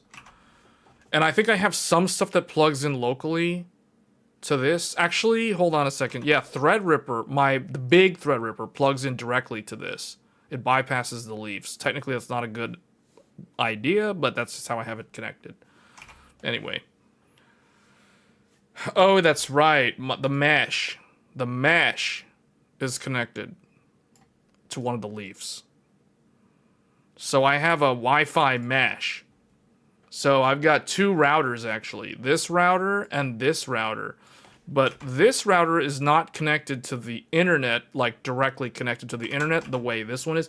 So this one has the WAN connection to go to the ISP. This one is essentially the exact same router, but I'm just using it as a Wi-Fi extender, I guess, or like not extender. It's like two ways to access the Wi-Fi. So you can either my Wi-Fi can connect directly to the router that connects to the outside, or it can connect to this router that just basically, this one's basically acting like a wireless access point. That's actually the correct term. So I have a wireless access point, which is using wired backhaul. There's a difference between wireless backhaul and wired backhaul. Wired backhaul is significantly better than wireless backhaul. And I feel like the main reason why I've seen people complain about wireless like mesh networks having poor performance is probably because they're doing wireless backhaul and there's too much interference because they have too many Wi-Fi devices or it's too far away. But if you're doing wired backhaul like I'm doing, you will not have any of those problems.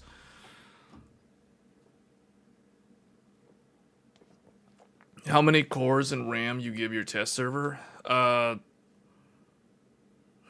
you're talking, that's a different conversation.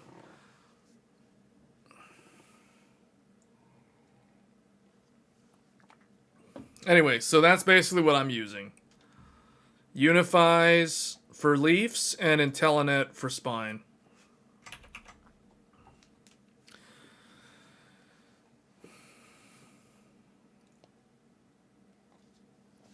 But yeah, this is like a home lab, and you can see a home network is nothing compared to like one GB300. Like one GB300 is this.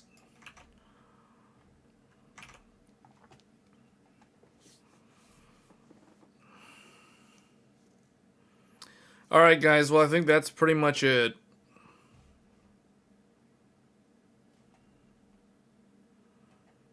That covered everything that I wanted to discuss. So that was a look at Nvidia's AI pod scaled up to an AI data center, or what they're calling an AI factory.